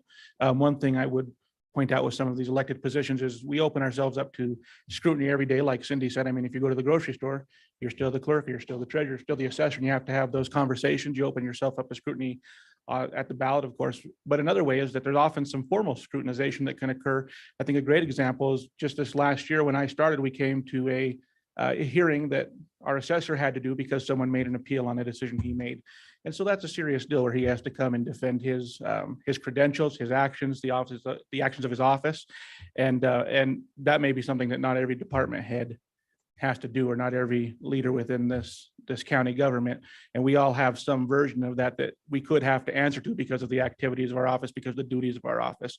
So I think it's something just to keep in your mind and talk to us about. And as Donna Lee said, or our clerk of district court, I should say, please come to our offices and talk to us more. We like to see you. We like to have those discussions, but so do some of our staff as well. So unless you have questions, that's all I have. Thank you, Joe. Thanks, Joe. Last chance, Sheriff. All right. Mr. Chairman. Did you want to speak for the commissioners? Do I? Oh. Good. We're good. Okay. Do you want to? No, you don't want to hear what I have to say. Commissioner Lloyd. Yeah, I just want to clarify in my comment about vacation time, I am not insinuating anyone abuses it. I'm simply making a statement as of a different classification of it. And it is. I ran a nonprofit for almost 20 years, and I used my entire vacation time one time in 20 years. So I know where it's at, but I'm just saying that does make a different benefit. So. Well, we could deduct that off of the, the salary. Any other comments? Sorry. What do we want to do going forward with this? Would you like to study it out? Do we want to I believe. make a vote today? What do you want to do? No, don't vote today. Just asking Doc, I think we have I think, all the let me look, options. please. I'll let you look. Mr. Chairman, Yes. I would like to see some data so that we're comparable to some surrounding states and things like that, because I think part of the point is that we want to keep our people, our qualified people here. And I think that it's important to look at what our other communities are making. And then I also plan on reaching out to Jeremiah. Commissioner Lloyd and I talked about that previously as well. But I think that that's important too, to see what's going on across the state, but we do have to act quickly. And I think it needs to be a discussion at our next meeting. Okay, Sally, let's make this on an agenda item for next meeting. Who would you like to, or will you effort that information on your own, or where would you like to find that from? Well, I was contemplating asking the group. I don't remember exactly what was given to us. You had mentioned that HR had provided us with some salary information before. I didn't remember that being elected official, but I also don't know if you guys have access to the electeds in, surrounding areas that you could each provide us just a little bit of information, maybe 4 or 5 different salaries that are comparable to fairly local, similar places. I don't know. Let's hold your thoughts until we get through executive session, because there is a file dealing with this Oh, there is. Okay. in executive session. So let's take a look Yeah, and see you're what right. that file has in it and go from there. Just to clarify, the information that I did send out had the salaries of all the elected officials throughout the state. Now, I Right. have to clarify, I did not do the research. It was done by Park County, who was very, very good at that kind of stuff, and they had put all that stuff together. So the information that I provided to you, and I know I provided it to Commissioner Tolman, I think I provided it to all of you guys as well. If not, I will send it. But it talks about the elected officials' salaries all through Wyoming. But as far as around and surrounding areas, that's something we have not put together, at least I have not put together for the assessors, but I can. And I can forward that out to you guys so you do have it. I did do some research recently, and there were it was a national organization of in the assessment field, and it was not assessors specifically, but it was staff within assessors' offices. But it seems like there was some from like North Carolina and that kind of stuff that we need to probably find something a little bit more in the Western region. But the spreadsheet that Commissioner Lloyd had talked about, when you put in those COLA amounts, the spreadsheet does the math. So, and that's why I put that in there. So it does have the 6% that was done from this session or this last budget session you guys did. But it also has the ability to adjust those amounts and see where those salaries end up. So it is something where you can just plug those numbers in, and whatever you think it might be, it'll actually calculate that at the end. So, but we will do some research on our end and get this stuff out to you guys. Chairman. Yes. Commissioner Shanefield, if you reach out to WCCA, keep in mind that they're down 2 people. Oh, absolutely. Yeah, and I don't know how much time they'll be able to provide us until he gets fully staffed. I would hope HR would be able to provide some stuff rather quickly for us. That's because that's something that they've kept their thumb on over the years. I'm hopeful that WCCA maybe already has some. There you data. go. Yeah. Because this has been a conversation Well, for if- years, if- so maybe. Yeah, if Cody has it put together, WCCA's got a copy of it. So you will I'll effort that reach and out to disseminate it. Jeremiah and share what I Okay. hear back from him. And in the executive session, it's all attorney. It's all attorney. Yeah, that's what. No. Okay. I no looked at it difference. and I did. It's long. It's okay. long. I figured. It is. It's all attorney. All Danny, jeez. All about attorneys. Yeah. Okay. So we'll have that on our agenda next time with some more information, and with the clock's ticking, so we'll need to make a decision. Tab R, discussion regarding the Combined Communications Joint Powers Board appointment. This was brought back to us because at the board meeting that they had last week, our appointment, Dr. Joan Savage, was not an eligible candidate at the time. She has since become eligible, and would very much like to serve on the board. The board is willing to seat her after they just wanted to send it back to us to know what our desires were because they weren't able to seat her at their last meeting. So we can let it sit and let them welcome her into their fold as a board member with our appointment that we already have done, or we can take other action if there was a desire to do so. So we don't have to appoint her again? We do not, no. Okay. Is that correct, John? She's been appointed by us and she's now eligible to be a member of that board. That is correct. You also have the option of ratifying that appointment.